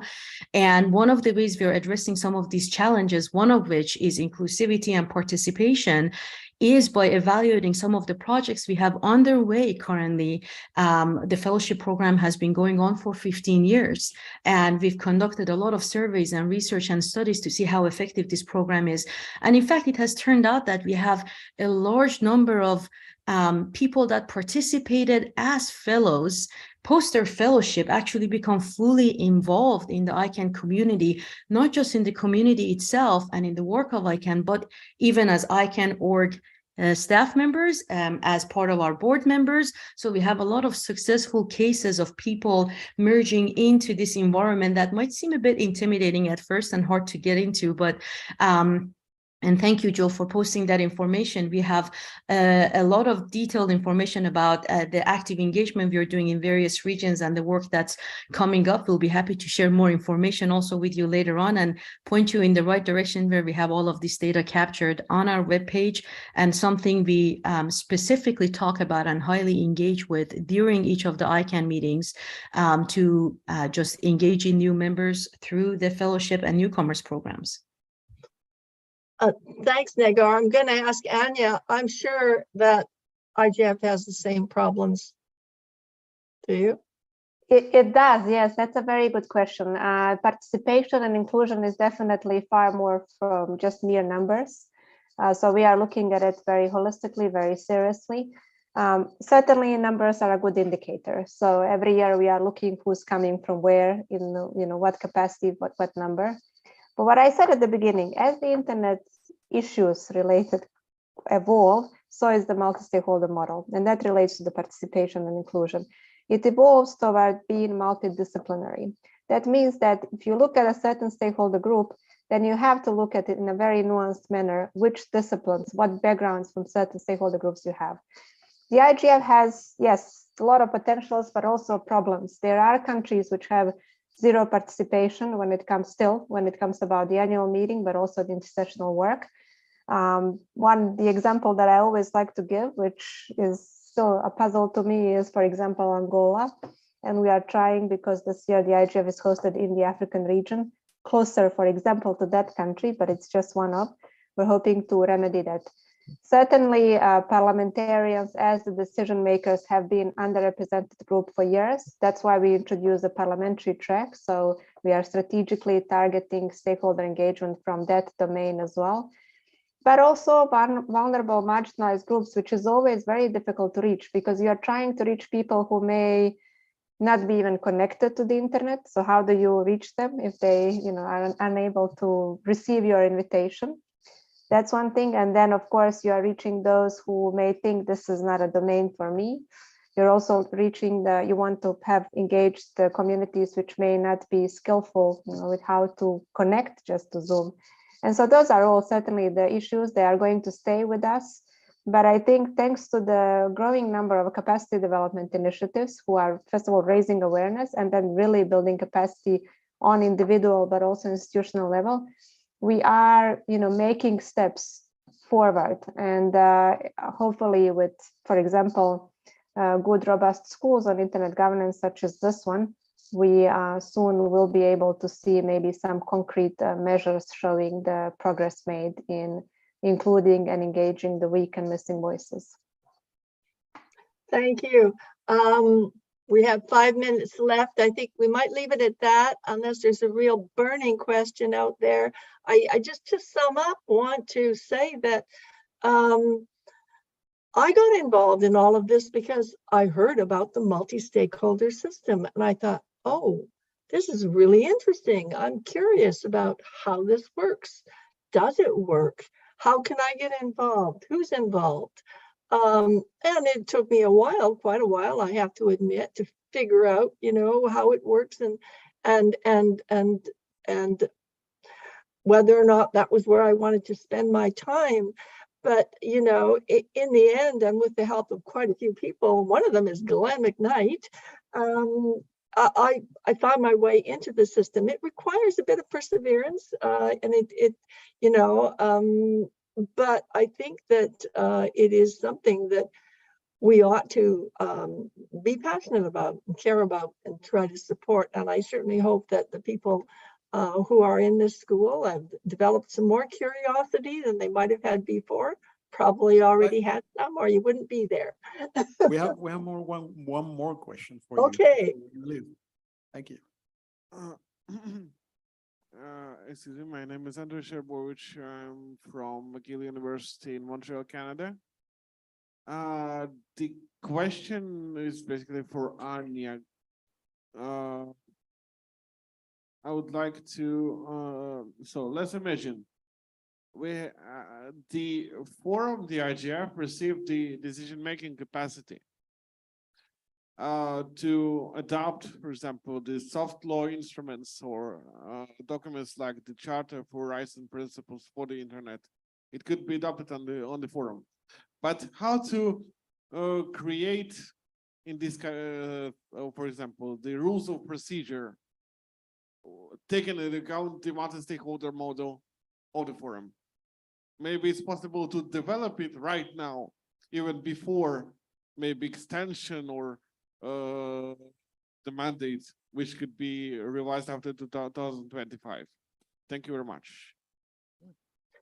Anya, do you have a reasonably short answer to that question? It's a very good question, and I'm glad I know Andre from many emails, so it's good to connect email and a face. Thank you for a good question. It's certainly a very good question, but I think it comes back to how I started this whole intervention, that the IGF is really all about people. And I hope, Andre, maybe you can be the pioneer who's going to give an idea how we could do this. There's a lot of freedom at the IGF in terms of the framework that exists now to really establish projects within projects, and there are a lot of potential just because it has really established community of thousands and thousands of people who are very knowledgeable and certainly enthusiastic and have a vision of what kind of the internet they want to have. So that would be my response. I think it has to start with people, and it has to start with a concrete proposal. The IGF as a process, just speaking now institutionally from the Secretariat, and I'm sure I can speak for the multi-stakeholder advisory group, is will always stand behind good proposals and good projects. And maybe I will leave it with that, but certainly there's a lot of room and space to do that. And just to conclude, you mentioned that's something that I didn't say, but it's important. 2025 is a critical year because that's the VISUS Plus 20 process, the review of the IGF mandate, or in other words, what have we done in the past 20 years, whether we missed doing something. So I think it's extremely important to use wisely what's the rest of this year and the next 2 years. And we are having very good host governments. We are having already developed good processes within the process, for example, the parliamentary track. Maybe what you spoke about, a process on developing certain principles, could be something that could start to be developing at the IGF at the initiative of maybe you and some other stakeholders who share your views. So it requires a proposal. Thank you, Anya, Negar, and all the people who are in the room and online. And thank you for the School of Internet Governance for the opportunity to talk about this and the multi-stakeholder system. Yes, thank you all very much.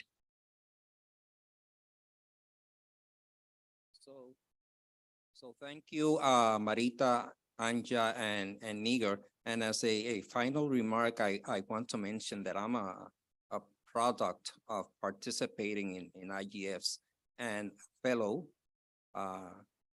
And I've been a mentor for the fellowship program, thanks to the at-large community within ICANN that have appointed me to represent them and to guide some of the newcomers to the process of understanding ICANN and how to get involved in internet governance. So having said that, I want to thank again, Marita, for the wonderful job you did moderating this session, and to Nigar and Anja for the kind words you had when you mentioned that you have been participating in some of our other schools of internet governance, especially in North America. And thank you for participating in the first one we had after I went to an IGF Congress or forum in Latin America. So having said that, thank you. And I'm going to give the floor to Eduardo Diaz, who is the chair of NASIG, to give some words and final remarks. So thank you and see you around. Thank you. Bye. Thank you so much. This is basically concludes our day. I just want to wrap up and give you this afternoon and today, like I mentioned in the beginning, we have been used this day to give you basic concepts about the internet governance, the ecosystems, organizations are involved there, and other things that will help you tomorrow and the day after tomorrow when we talk about issues, specific issues. Like you saw already that I mentioned the ITU in one of the presentations. Now you know what the ITU is, which was presented in another presentation. And I hopefully you will understand better what we talk about going forward in the other issues. And one thing that I wanted to say about ICANN is that it's not that it was said that it's very transparent and inclusive. Not only that, you can go back many years and you can watch with video, you can watch, you will see the transcript, and for every meeting that ICANN have done in the past, not only that, you can go to the website and watch, read, and all the working groups that develop policy, they are there for everyone to see and hear. So that talking about transparency, and I haven't seen that anywhere else except in ICANN. Maybe it's because I have been in ICANN for many years. So in any case, this concludes today's school. So I'm going to adjourn the school officially, and we will be here tomorrow early. We have a long day. Steve Crocker will be here, and other people will talk about blockchain, metaverse, and other things that will be of interest to hopefully to everyone. Thank you so much. Thank you.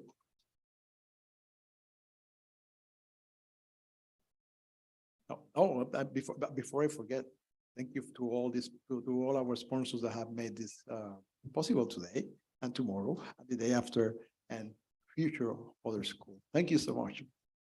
Bye.